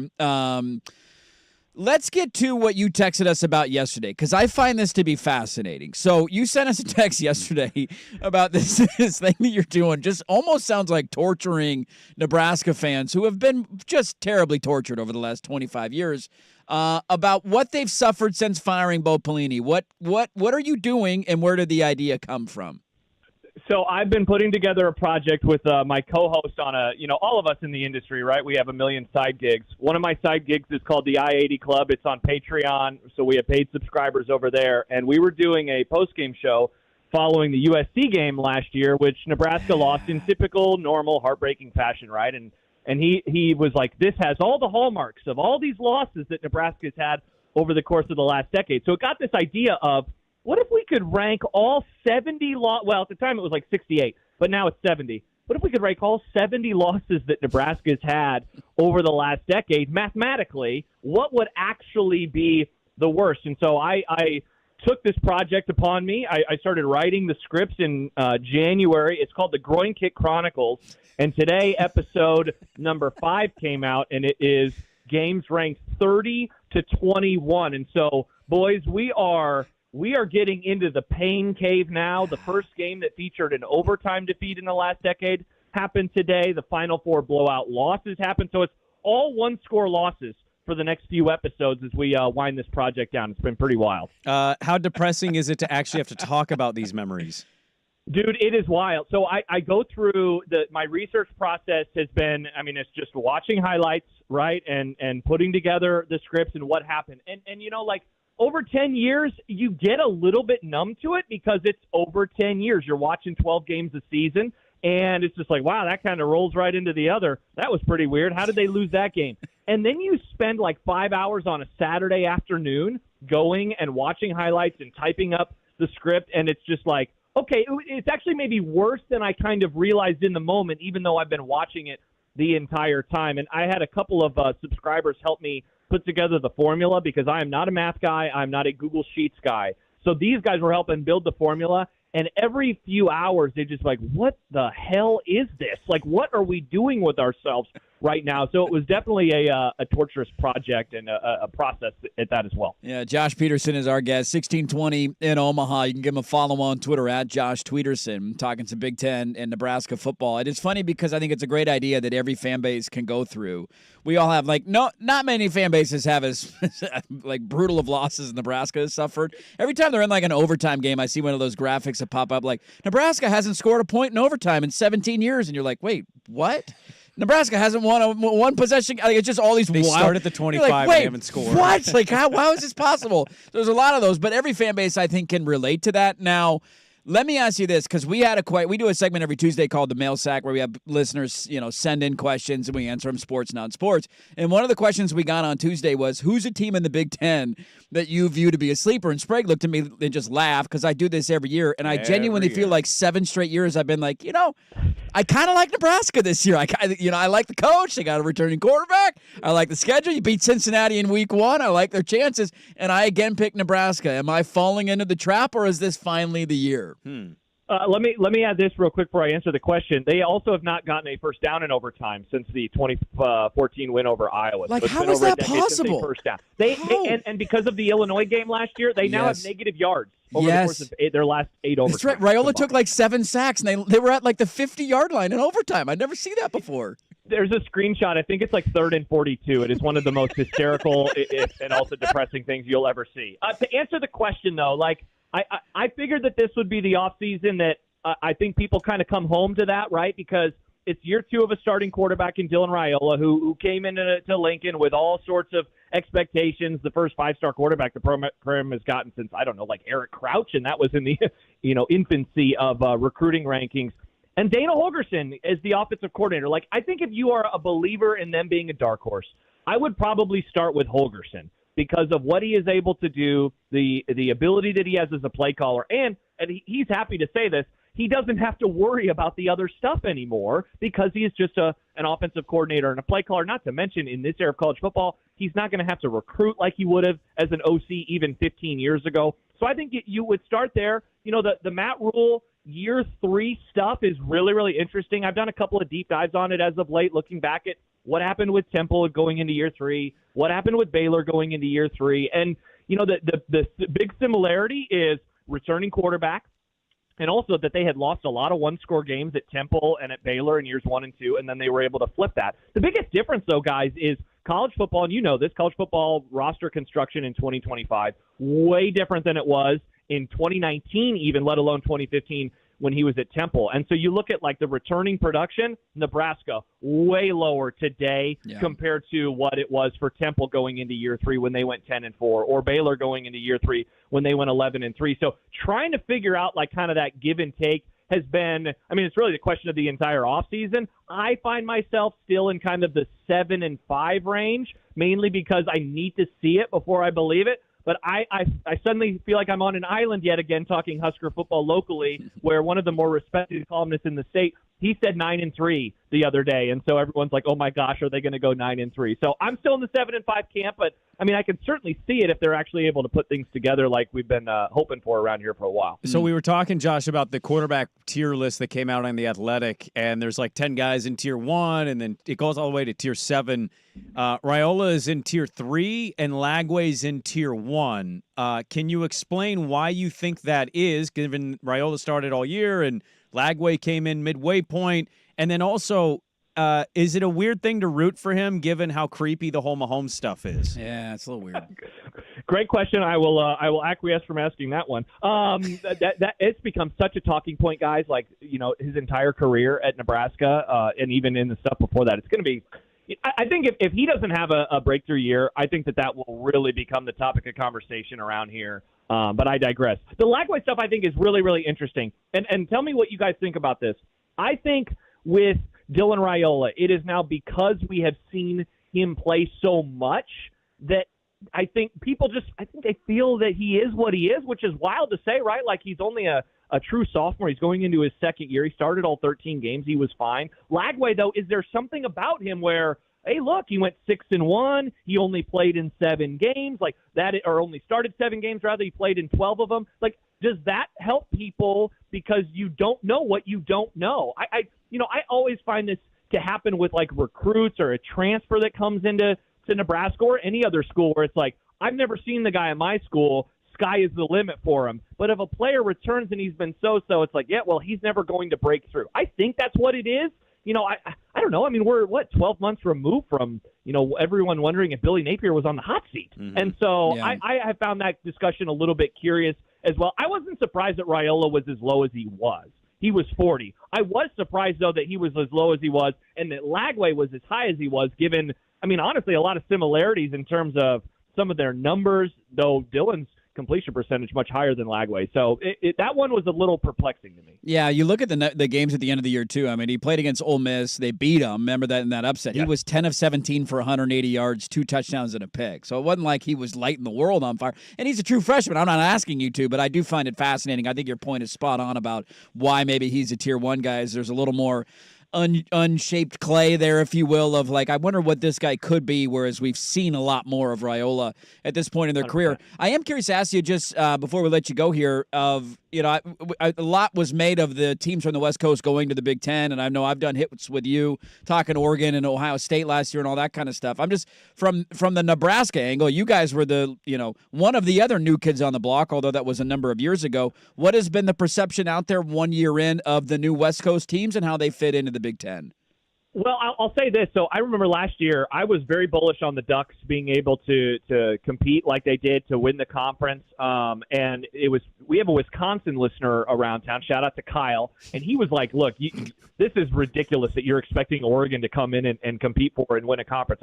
I think he picked them to have like 8-4 or 7-5 season. And I said, how much of this is like the bluster of Nebraska from 2011 kind of infiltrating your brain? Because these are much different programs. And sure enough, the Ducks came in, and obviously it was a disappointing end of the season, but perhaps one of the most impressive first seasons in a power league that we have ever seen in the era of conference realignment. So I came away very impressed by the Ducks, which doesn't surprise me. I am ultra interested in the USC situation and what's going to happen with Lincoln Riley. I mean, guys, we are just a few years removed from him being the guy and wondering when's he going to go to the NFL. And, me being a sad sack Dallas Cowboys fan, I was always like, yeah, sign me up for the Lincoln Riley experience. Absolutely not today. UCLA, I mean, the up and down nature of them, they got Nebraska somehow in November as a underdog. That was pretty strange. And then I think Washington maybe is the biggest question mark for me because we're 2 years removed now from playing for a national championship. I thought that they held up fairly well against a really good Michigan team, at least for the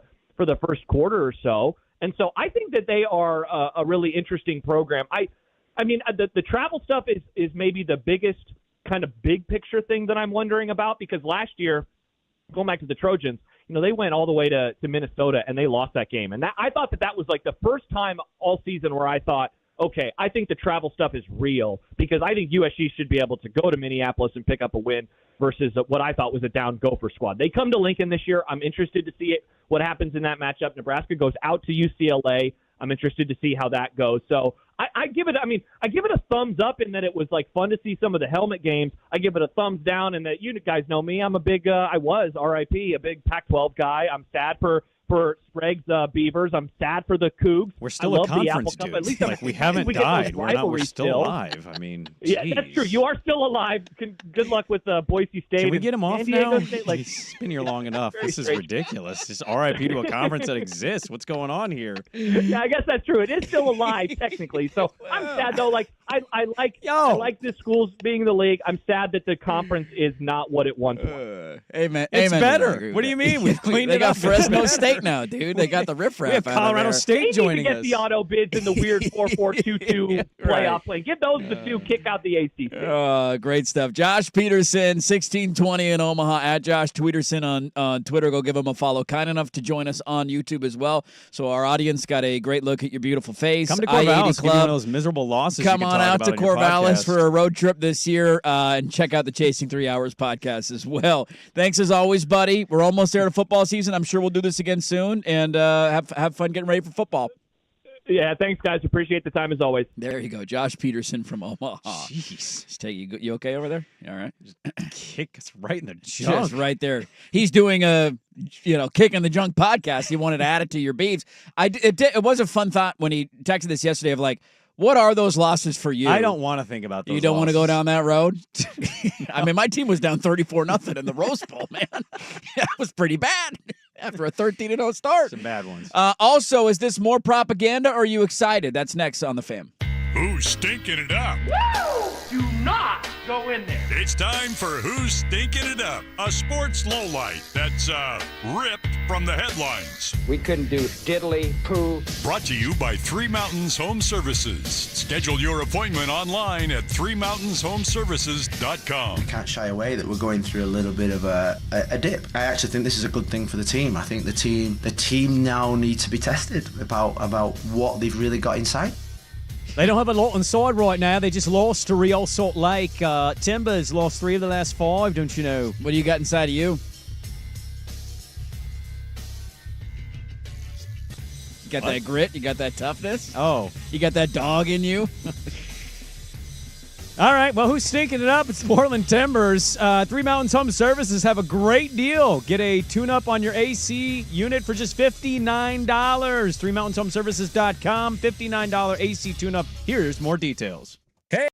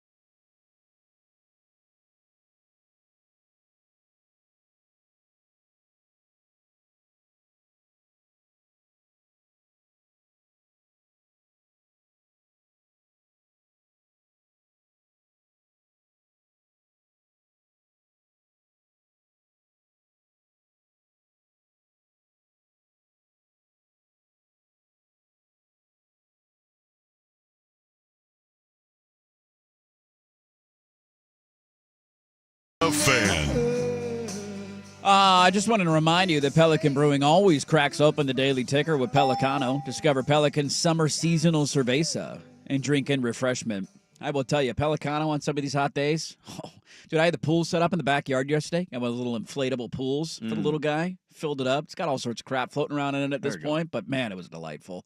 Cold, little chilly water, hot day, backyard's got nice shade. Bubba, when the pool comes out, does Bubba join him? He drops the ball in the pool, and we throw the ball from the pool. So it's a great activity. Little guy loves it. Dog loves it. I'm sitting there drinking a Pelicano. It's a delightful little afternoon. Has Bubba taken a back seat? Oh, yeah. He's in the trunk. I mean, love the guy, but, he's had a hard time with it. He's handling life is not the number one option anymore. Well, yeah, there's a new pup. There is a new pup. When it's nap time or bedtime, then does Bubba he's all over right me. in your lap? All over me on my lap. Come on, man. Now's my time, man. Play with me again. I'm not going to get to what I want to get to here. Bump it. You got to be better on the clock. I will be better on the clock. Did I say butter or better? I just wanted to give you a quick update that so hungry. Butter works. Dude, butter does. pancakes. Butter sounds good right now. I hate when the butter melts to the point where it completely disappears. I like to see the butter still melting. You want to be able to use the spoon. Yeah. When I take a bite of a pancake with butter, I want a little butter scene on my fork. Now we're talking. I'm in on that. Just a quick FYI, here comes Scotty Scheffler on the 18th hole. He's 3 under and 1 shot off the lead. And the guy who doesn't care and is maybe a bit of a psychopath after what we learned earlier this week. Well, raise your hand if you picked him. No, I didn't.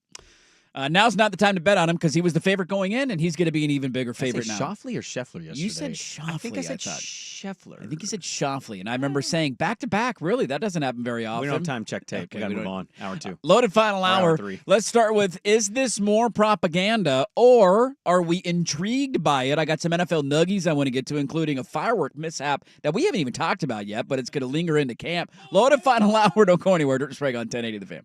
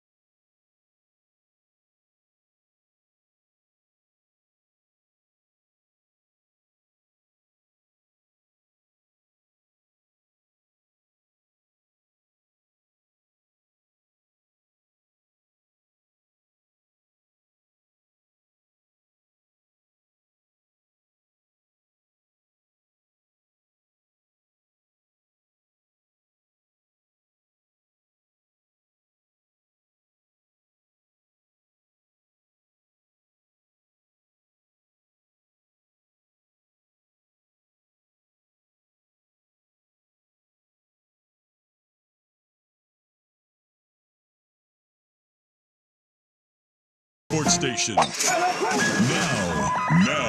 from the George McCoy at Warren Allen Sports Desk, a Sports Center update on 1080 The Fan. First on The Fan, the 153rd Open Championship underway this morning from a Royal Portrush in Northern Ireland. They are hitting the afternoon wave, but 3 are in the clubhouse in the lead at 4 under par, including Matthew Fitzpatrick, Hao Tong Ling, and Jakob Skov Olesen of Denmark. Scotty Scheffler just finished up his round. Barely missed a long birdie putt on 18 that would have put him in that group. He is 3 under. On the course right now, Rory McIlroy bogeyed the first hole, birdied the par 5 second. He is even, just getting going. Trailblazers in Vegas. Summer League continues tonight, 5 o'clock tip on NBA TV and ESPN Plus against the winless Houston Rockets. More sports scores and stories in 30 minutes. Jason Swigart from the George McCoy at Warren Allen Sports Desk. Hurt, missing work, insurance companies acting like jerks. Don't call your mom. Call George McCoy at warrenallen.com. 4, please.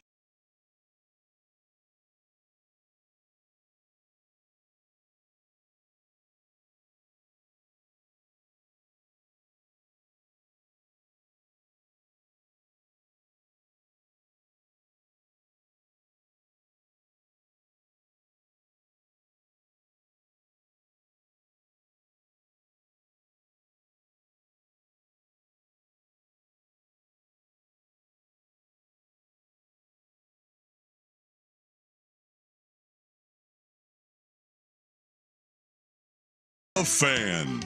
Hey, let's do this final hour. Dirt and Sprague here on Portland Sports Leader 1080 The Fan, 99.5 HC2, the Odyssey app, live on YouTube. Good morning, everybody. Happy Thursday to you. Open Championship underway. We'll give you a look at the leaderboard throughout the final hour of the show. Got some NFL nuggies I want to get to. There's been a lot of stuff kind of piling up in my NFL notes this week that we haven't really gotten to. We just kind of kicked the can down the road, including the Najee Harris thing. Have you guys followed that story at all? Yeah. Fireworks, man. Fireworks. Eye injuries. Stay away. Supposed to be ready for the start of the season, though. Not training camp. He's been through and they're not saying anything about it. They just all of a sudden out of nowhere are like, by the way, he's not going to be there for training camp. Injury list to open up training camp. Not good. I would add to the final more reps for O'Marion hour of content. We need to follow back up on the Coldplay couple. Yes, we have an update on the Coldplay couple that went viral. Oh, they found their names. This is the danger of the internet now. Yeah. Like, there's AI, no hiding, facial man. recognition. You will be found. Not at all. And if there's a funny video that somebody grabs, that video is going to get posted and then reposted and then reposted. And good luck. What happened to the days of just hooking up at a hotel and not needing to parade around your affair? You go to a Motel 6 at 11 on a Tuesday. Absolutely. What happened to those days Why of don't you cheating? guys class it up? Going to Coldplay concerts? Cheating at at Jumbotrons? Cheating at a concert's just way too aggressive. You deserve what you got. Football concerts, like, have your affair like a normal person, quietly in a hotel room, and move on with your day. In private, not out in public. Generations don't know how to be inconspicuous. These are old. These are old. They look like they're in their 50s. It's a CEO and an HR. They're super old. They look like they're like 53. Yeah, let's just get to it now. Want it out there at that point? I will say this about them. I don't know who their significant others are. Maybe she's with a dude who's given up, and maybe he is just rich and powerful. Like, I mean, if you're out, they're pretty hot. They're a pretty hot older couple. If you're out in public at something that's that public, if they had like a goodgrade.com, I think people would pay to watch what's going on. Goodgrade.com. That should be a website. They're prepared. One of them is prepared for it to. She looks like she's keeping up with whatever the Times are saying. You know what I mean? Like G-strings. Oh, okay. And he looks like, he's working out pretty regularly. This is a hot couple that's hooking up behind each other's spouses' backs, but clean it up a little bit, man. Yeah, the head of HR. She's the head of HR, and she's like, I'm going to be messy. There's a video that came out, for those who are just turning on the radio wondering what the hell we're talking about, of a couple at a Coldplay concert in Boston last night, and they were, swaying with the music. He had his arms over her. Looked like they were on the big green monster. They were like on the green monster watching the concert. I'm sure that's a cool place to see a concert. And they showed him on the Jumbotron, and immediately when the Jumbotron panned to them, they jumped out of the picture because clearly they're when they're not supposed to be there and they're cheating on their significant others. Yeah. And they tried to hide away from the camera, and this video has gone viral. And to the point now where you can't hide for anybody is it has been discovered that evidently he is the CEO of a company. Yeah. And the gal who he was, is his head of HR. Yeah. So now here's the only other counter. Good luck with that. They're not married. This isn't an affair. But it is CEO with head of HR, and they didn't disclose the naughty business. It's a non-disclosed relationship. He's clearly disrobed himself in front of her, but they have not disclosed the relationship publicly.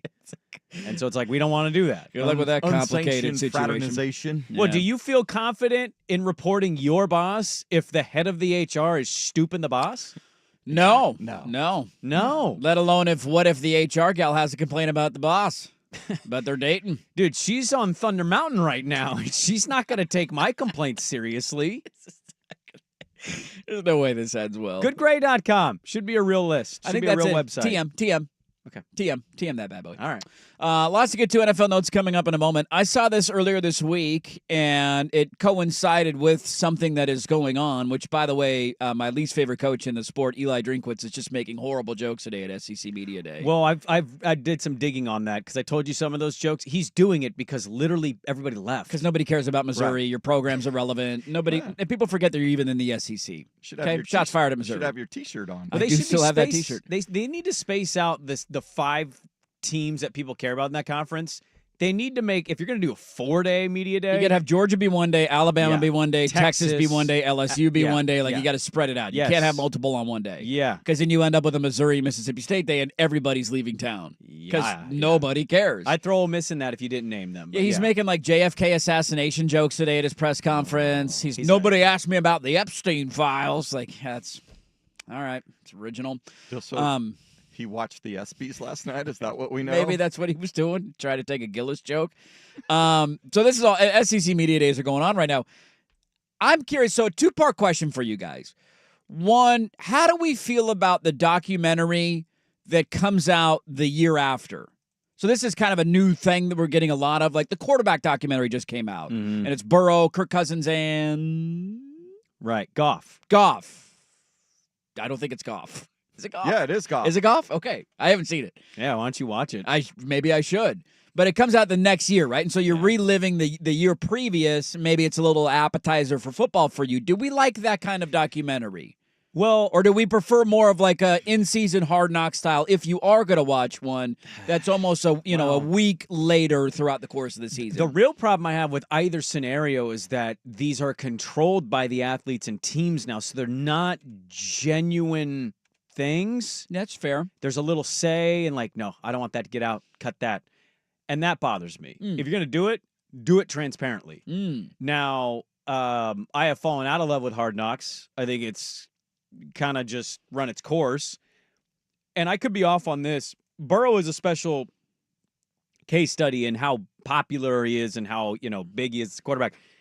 If I'm a Bengals fan, because they were in the Magic Hat today as well, their draft pick may be in next year's draft. Yeah, you might just... He has reportedly gone back to Texas A&M, and he's just working out, and he's fully prepared to just not play for them. Yeah. And then somehow there's a little thing where he could maybe be in the draft next year. We'll have to wait and see. I don't want to watch this. And I love Burrow. But, if I'm a Bengal, why do I want to relive what last year was? That was terrible. Yeah, as a Bengal fan, I wouldn't have any desire to watch it at all.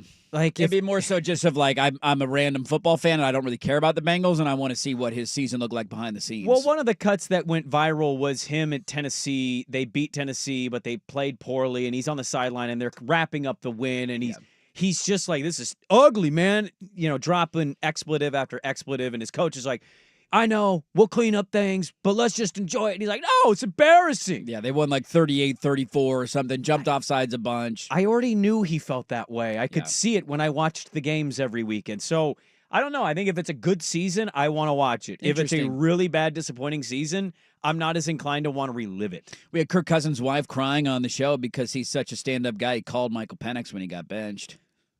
That happened. That clip went viral. Yeah, look, I think that's both admirable and real love.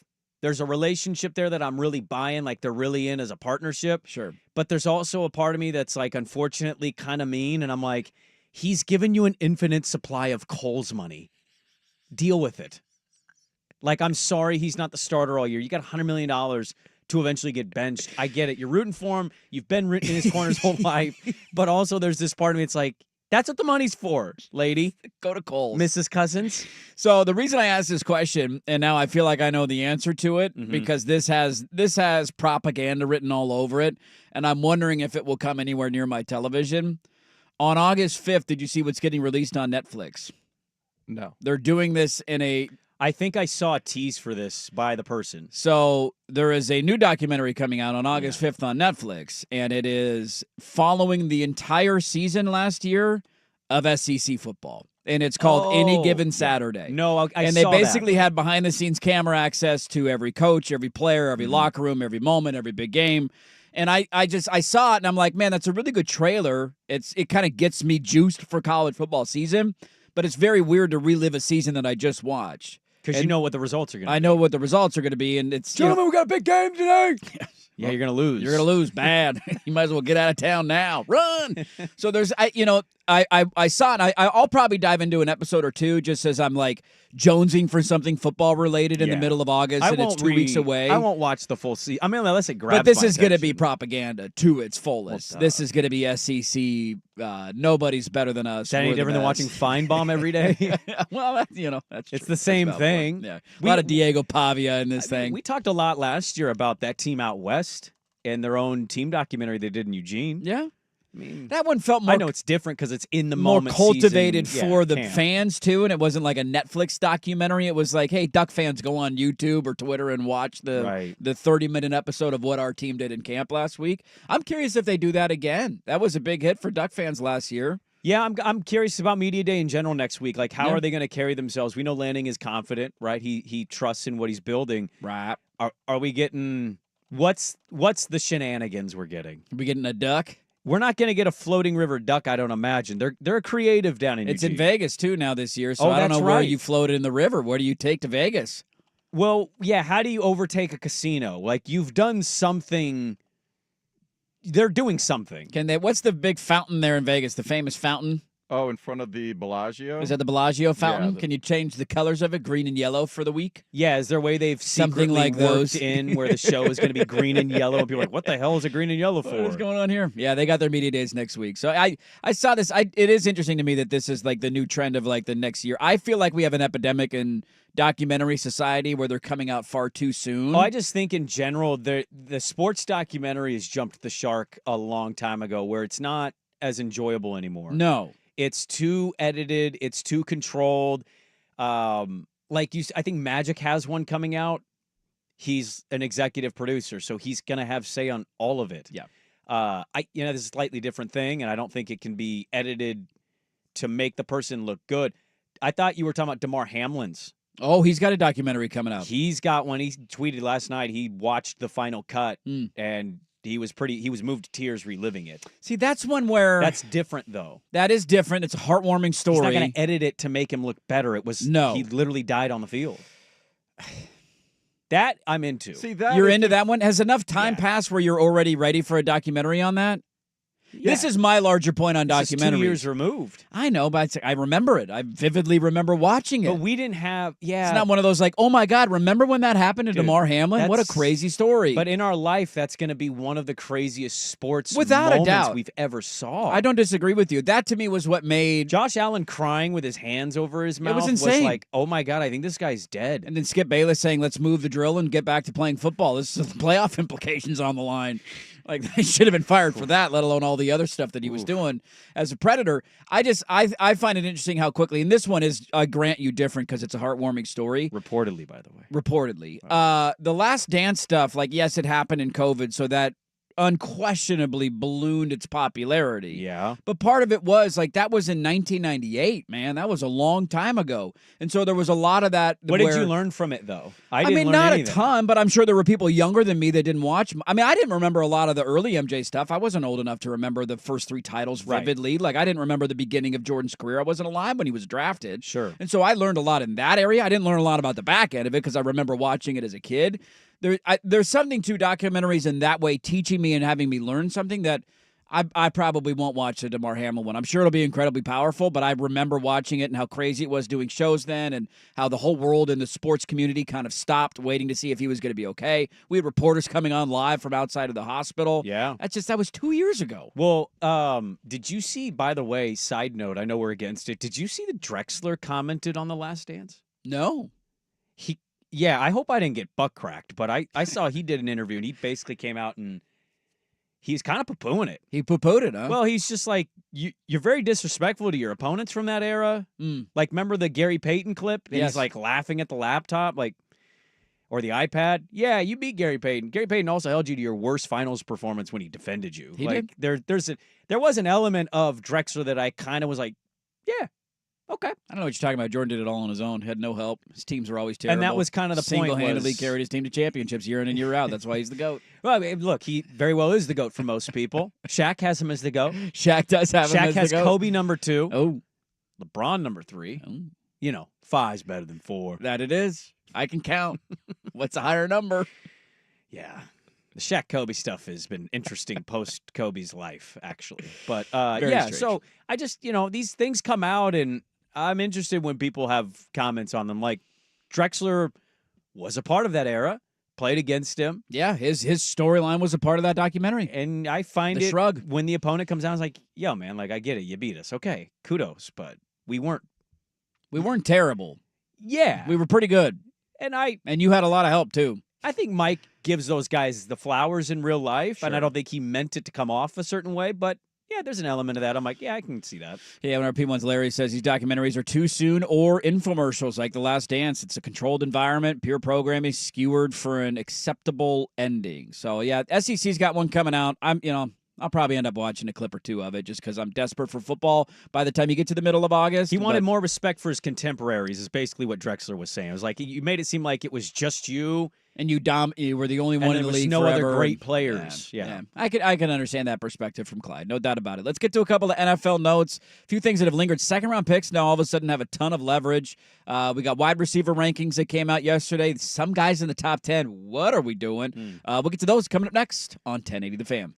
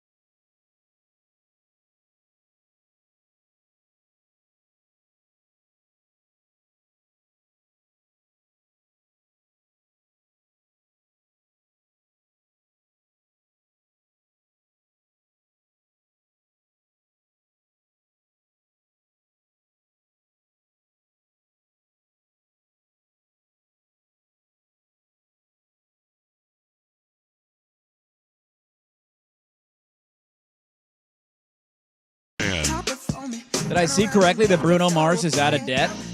He's out of his debt? I thought I saw something that he is massive. Like, I think he owed a casino like $100 million from one of his residencies in Vegas.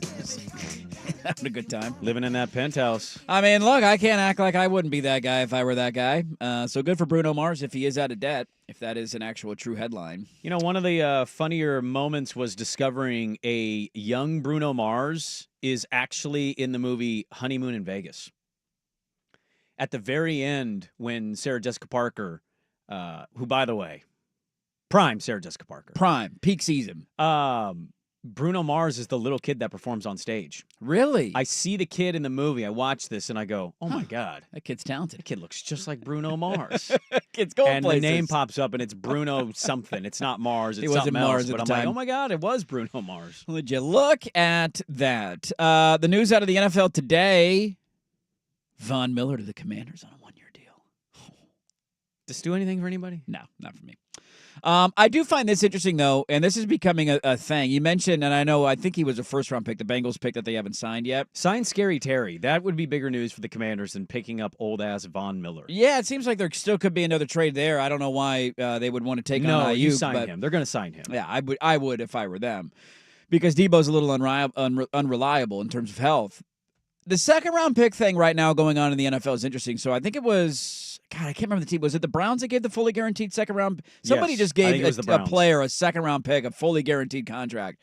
And everybody around the NFL is like, what are we doing here, dude? Yep. And this is now lingering in where this happened with the 49ers earlier this week. They drafted Alfred Collins in the second round. And he was like legit. He hadn't signed every other pick essentially for them. I believe had signed, is showing up and ready to go. He was holding out, and that's finally done. They reached a contract agreement late last night. He signed a $10.3 million deal over 4 years. It's going to include over $9 million in guaranteed money. And it's expected to, again, have these big implications league-wide because there had been this impasse between the league and all but two players that were drafted in the second round this year. And it's expected to trigger multiple other second-round deals from happening now that these other guys see what the number that was signed for. And It was, all of a it was sudden, Houston, by the way. Houston, thank you. It was Higgins. Higgins. Jaden Yes. Higgins. And they gave him a fully guaranteed Four-year pick. deal. 4-year fully guaranteed second-round pick deal. And everybody around the NFL was like, oh, my God, why would you do that? And now second-round picks are demanding and asking for more and holding out. So this one's a little bit different than the Cincinnati thing because I think that's about recouping money if he doesn't fill out the rest of his rookie deal or if he gets hurt, and that's just the Bengals being cheap.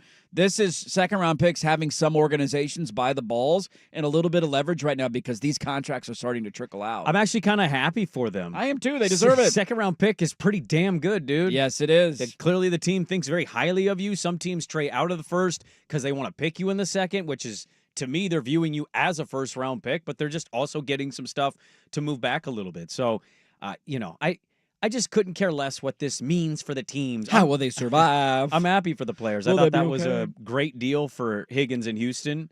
I want to say a Cleveland Brown also got something similar, but maybe I was just thinking of Higgins. Maybe Deshaun Watson's on your mind? No.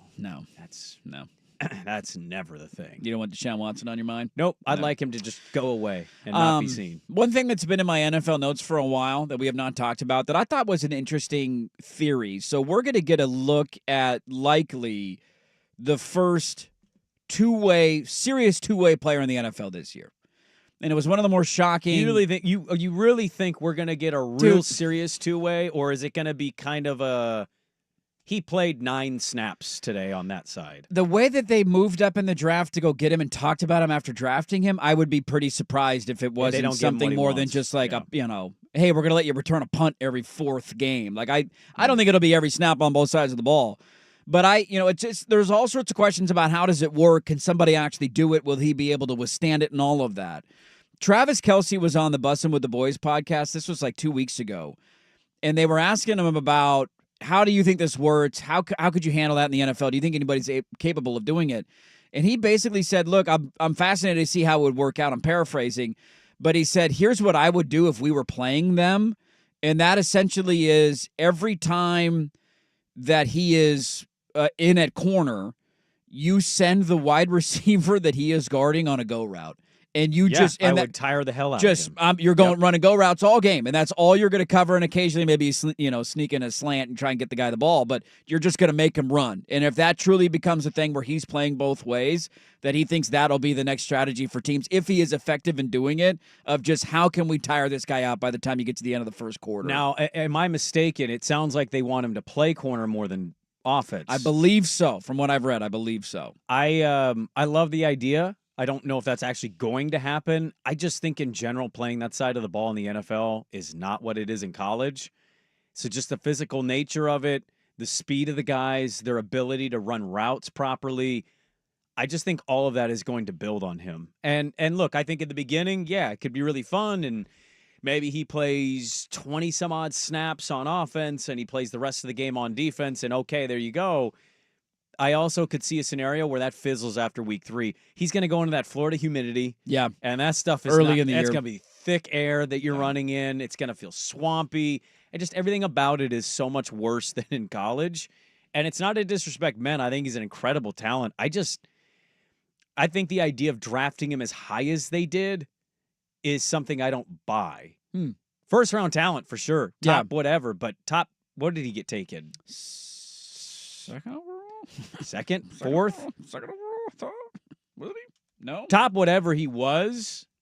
Oracle, do you know what he was drafted? Like a month and a half ago. I thought he was the second overall pick. You're probably right. Am I wrong on that? I know they traded for him. I'm finding his Wikipedia page. Anyways, however high. Yeah, he was the second pick. Thank you. That's really high, man. It's very high. That's just, especially for a guy who might end up being not able to play both ways. And then you ask the question: is he legit on either side of the? Like, is he a number one guy on either side? Is he truly elite as a DB? Or as a wide receiver, if that's the route that you want to go. Because it doesn't have to be just the defensive side of the ball. But, yeah, I just watching how teams handle that and how he's able to withstand it will be one of the more interesting storylines, I think, early in the year. Clearly one of the most gifted athletes we've seen.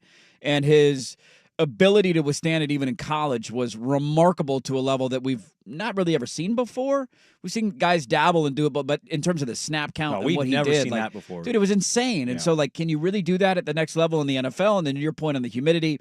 And then if you do get teams game planning around it of like, all right, dude, you want to play wide receiver and corner? We're going to make you run the entire game. Good luck. Good luck in the third quarter. Now we're going to burn you deep because you're tired because you've been playing both ways. Yep. Just how that all works out, I find interesting. We talked about the quarterback ratings earlier this week, or rankings, I should say, from NFL executives, GM, scouts, and all that. We got wide receiver rankings that came out yesterday. Some of the names in the top 10 are interesting to me, and I'm just wondering if it's a sign about the wide receiver group in general in the NFL right now. Who are the biggest misses? I'm going to dive into that coming up next. But first, here's us with a update. This is an Open Championship Week edition of Dirt and Sprague. Brought to you by Langdon Farms Golf Club.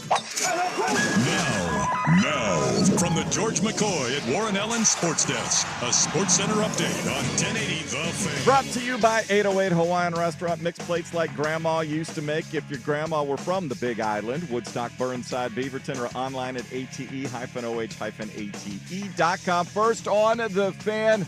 Well, the WNBA has broken for All-Star festivities this weekend. We already know Caitlin Clark, doubtful, didn't play for the Fever, re-aggravating a groin injury. But Duck fans, one of the selected starters, Satu Sabali, with the Phoenix Mercury, now out due to an ankle injury.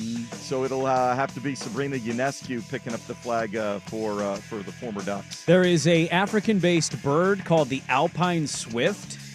It's able to stay airborne for 6 months without touching the ground. How's that possible?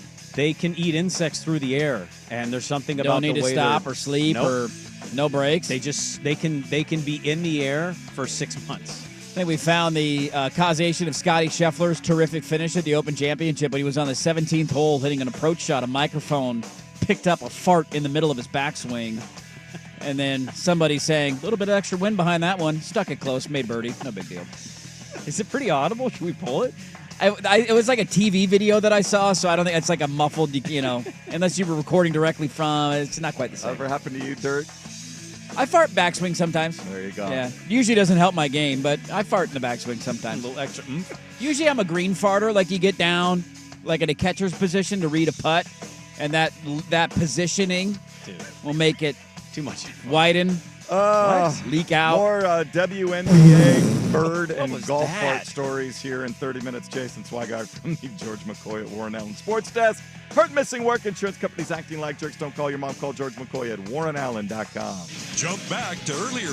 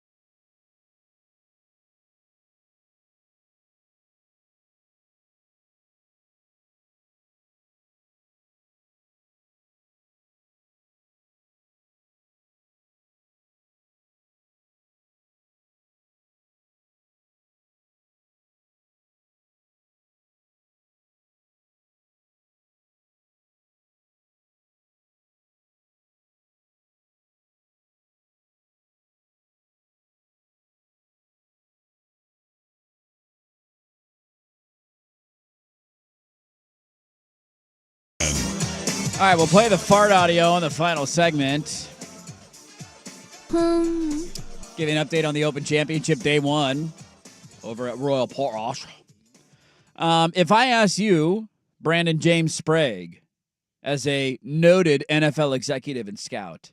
Oh, yeah. Breaking down tape. You're doing the whole thing. Talked to an NFL GM yesterday.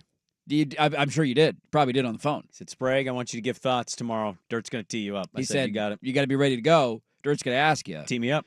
I'm not going to make you go all the way to 10 because that's going to take too long, and I don't want to do that. This guy playing without a hat, by the way, and That's the teeter guy I talked about yesterday from Estonia. That's why they were showing him. He's an amateur. He looks just like a nephew of mine. He's got making no hat. Yeah, he's got long hair and glasses. He looks hilarious. He looks like Harry Potter's cousin. First Estonian ever to make it, and he holed out on the 37th hole of a play-in.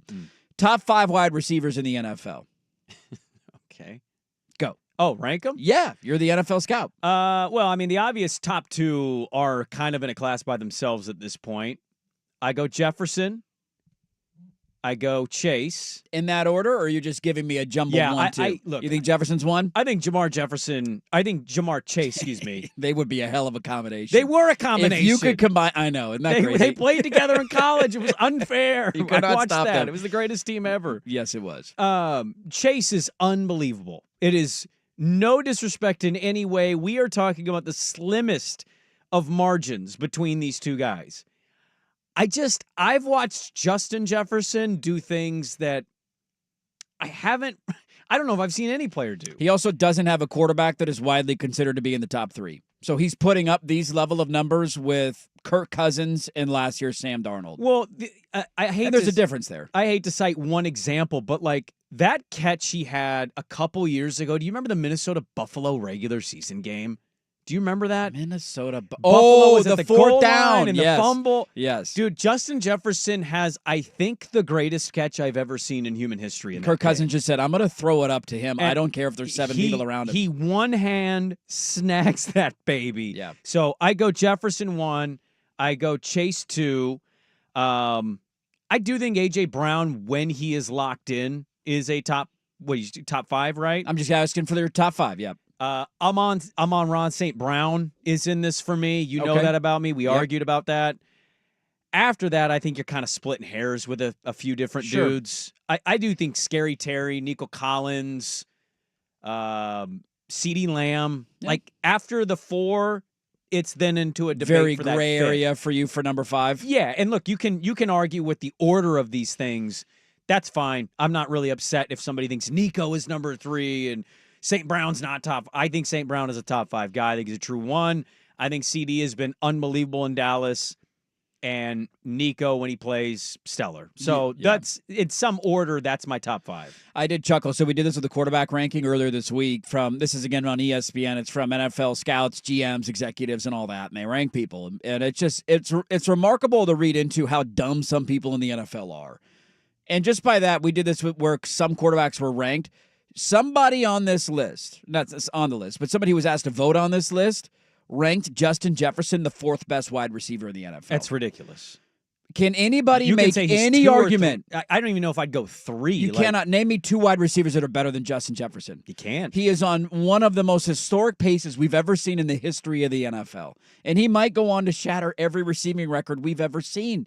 He is insane what he's done in the first handful of years of his career. Well, the tough thing I have about this list with all of these positions, by the way. Who ranks him 4th? So, I just pulled it up. You think Tyreek Hill's better? You think CeeDee Lamb's better than Justin Jefferson? I don't think what Tyreek Hill smoking? Is a top 5 receiver anymore. That's just my thought. We'll have to see how the season's going to play out.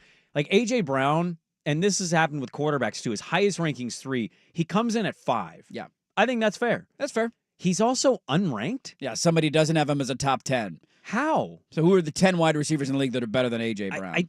I don't know. That's what's confusing about some of these lists. I'm on Ron St. Brown is not ranked. Yeah, from some people. He is in the top 10, but some executives didn't have him ranked. So here are the top 10, we'll see if how it compares to Sprague's list. Number 1 is Jamar Chase this year. Yep. Last year he was number 3, move up to number 1. I tend to agree with you. I would have the same 1-2 combo. I would have Jefferson 1 and Jamar Chase 2. And if you want to do Chase 1, Jefferson, I don't care. It's not an offensive thing. They're both the 2 best wide receivers in the NFL. I lean Jefferson because of just how consistent he has been, and the fact that he does not have Joe Burrow throwing him the football. Yeah. Which to me, like who you have around you is a big part of this.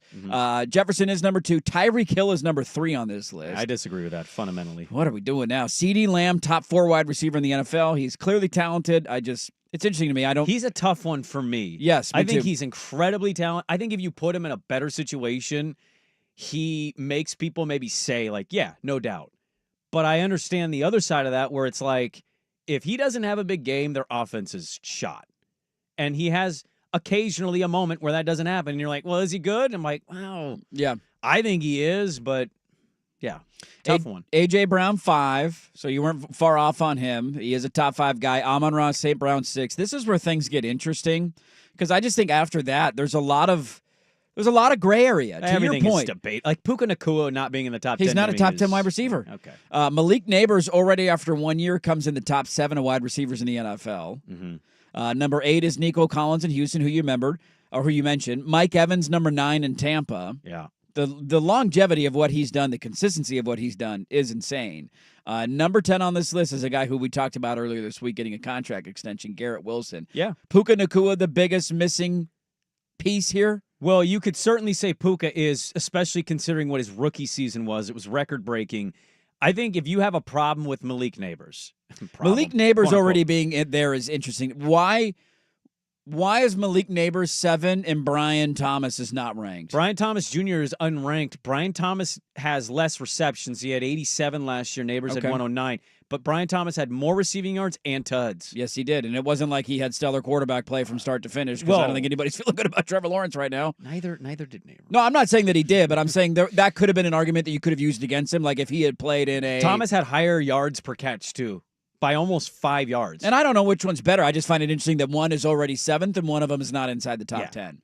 When one of them was 3rd in the NFL in receiving yards last year. And it wasn't like Neighbors was far behind him. It wasn't a huge difference. Who would your 5 be if you did 5, not 10? This is where it was interesting for me, and I don't know what it says about the wide receiver position. I have a really hard time ranking guys after really the top 3 or 4. Like, I have a really hard time doing it. And I feel the same about quarterback play. I think you split hairs a lot of the time. Like, CeeDee Lamb, I know is a good wide receiver. Like, I know he's talented. There's just something about saying he's a top 5 wide receiver in the NFL that I have a hard time doing. And maybe that's dumb and laughable to some people. Like, I think Jefferson and Chase are clearly the top 2. I think Amon-Ra St. Brown is criminally underrated for everything that he does to help an offense and how good of a wide receiver is. He's a great blocker. He's a great playmaker with the ball. Like, he does all the little things that you want a wide receiver to do. Seems to be a great locker room guy. Yeah. And I'd be willing to give him that credit.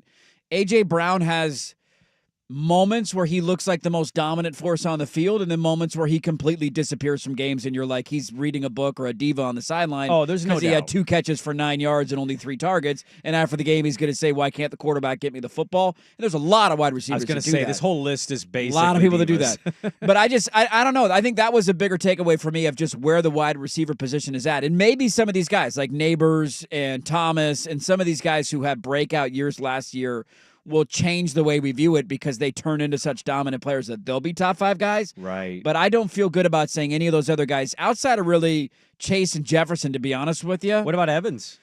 Evans is good, but he's at this point in his career, is he still there? I'm okay with him being in the top 10. Another 1,000-yard season. Is he a top 5 wide receiver in the NFL still? Oh, not top 5. No, Yeah. I wouldn't put in top 5. I'm great. I'm okay with him being on the list. I think the other part of this ranking stuff is, are you ranking based on wanting to be right?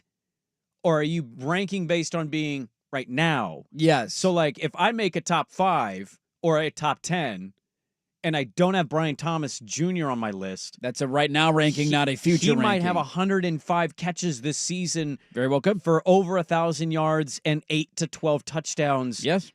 I would look like a genius having him in that list versus if you don't, it's like, well, I thought he wasn't good enough. And you're Right. like, So I don't know how everybody's ranking this stuff. If they're going for future to be right or they're just doing it in the exact moment right now. The racism against Ladd McConkey, too. I see you, NFL executives. I see you. Keeping my guy off the list. Who is the most left off the list person to you? Because I also think Smith and Jigba's going to prove to be. JSN could have a great year this year. Monster year this year.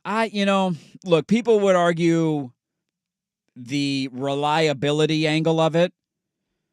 I have a hard time with Puka Nacua not being top 10 wide receiver in the NFL. Well, another one I just remembered that I'm like, yeah, his season might not have been great, but that wasn't it. Like DJ Moore. Yeah, had a really good year. When DJ Moore is playing and the quarterback's good and the line can block. You know who else surprisingly had a really good year last year was Jerry Jeudy in Cleveland. Jerry Jeudy had a really good year last year. Great pickup for Cleveland last year. Kind of a throwaway. Remember that revenge game against Denver Yes, that they I do. almost won? With horrible quarterback play? I think he had over 200 yards receiving in that game. I know Nacua only played 11 games last year, and so you would argue, well, he wasn't reliable, wasn't healthy, and he's a bit of an odd duck, but 1,500 yards as a rookie, and then 100 targets, 80 catches in 11 games for basically 1,000 yards when he missed almost half of the season. Like, the when he's available, the numbers are there, and I can't tell you 10 wide receivers when healthy that are better than Puka Nacua.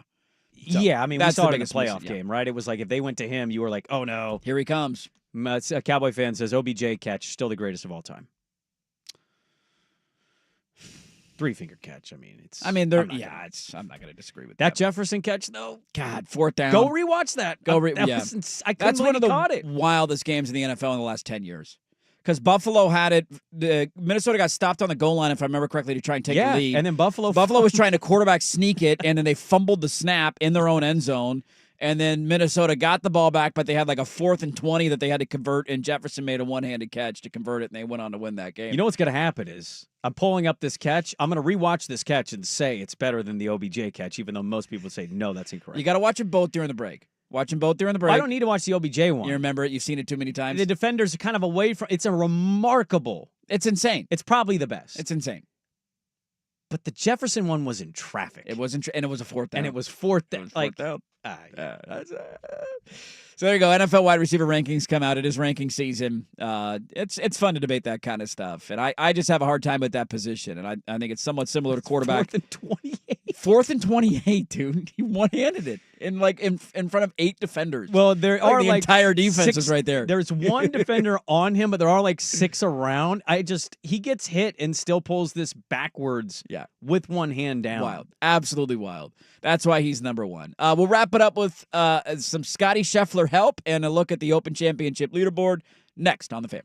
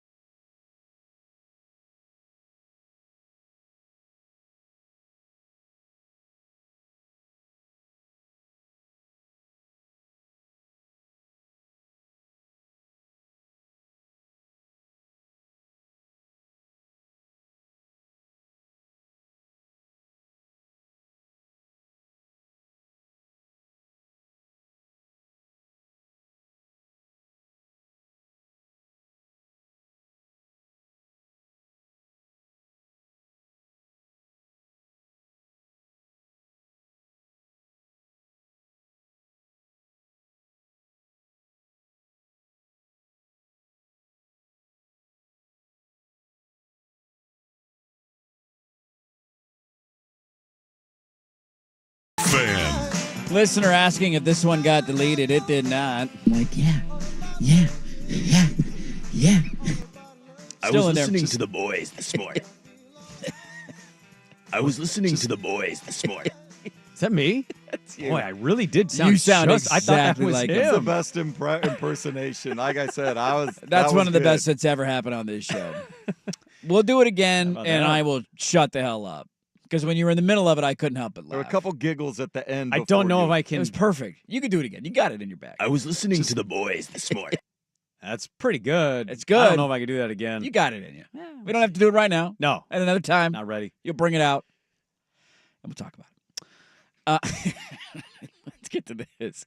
Open Championship going on. Opening day, Royal Portrush. Scotty Scheffler, slow start for him, but got hot on the back nine.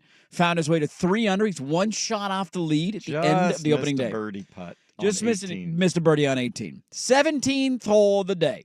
Okay. Sticks one close. Here's how it sounded.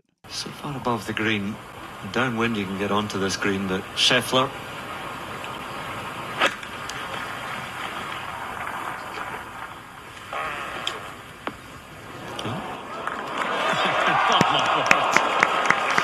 What are you laughing about? There's so much to say about that shot. The sound off the club face. That's extraordinary. Let's stick to the golf. Who ripped it? That's extraordinary. Was that a Scheffler fart? I kind of hope it was him when he's doing the Scheffler twist with the feet. Caddy, Somebody left. Do you see what Ted Scott's wearing today? People are making Oregon Duck jokes. Oh. He's wearing like a green sweater, or maybe it's a yellow sweater with like a green vest. And some people are saying he looks like he's getting ready for Oregon, Boise State in Week 7 at Autzen Stadium. Just green and yellow for Ted Scott today. Go. Scheffler fart. I'm telling you, sometimes it helps a golf game. You get a little tight, you're a little nervous out there, let one fly. Ease the tension, baby. You got to ease the tension when you're out on the golf course. I love how the BBC commentators, though, just acknowledged it and started laughing. Yes, you have to. Where, like, I don't know what it was on the American broadcast, but they're probably trying to not make an issue of it. That fart sounded exactly like every time my stepdad farted. He'd just go, "Oh, Markin Spider."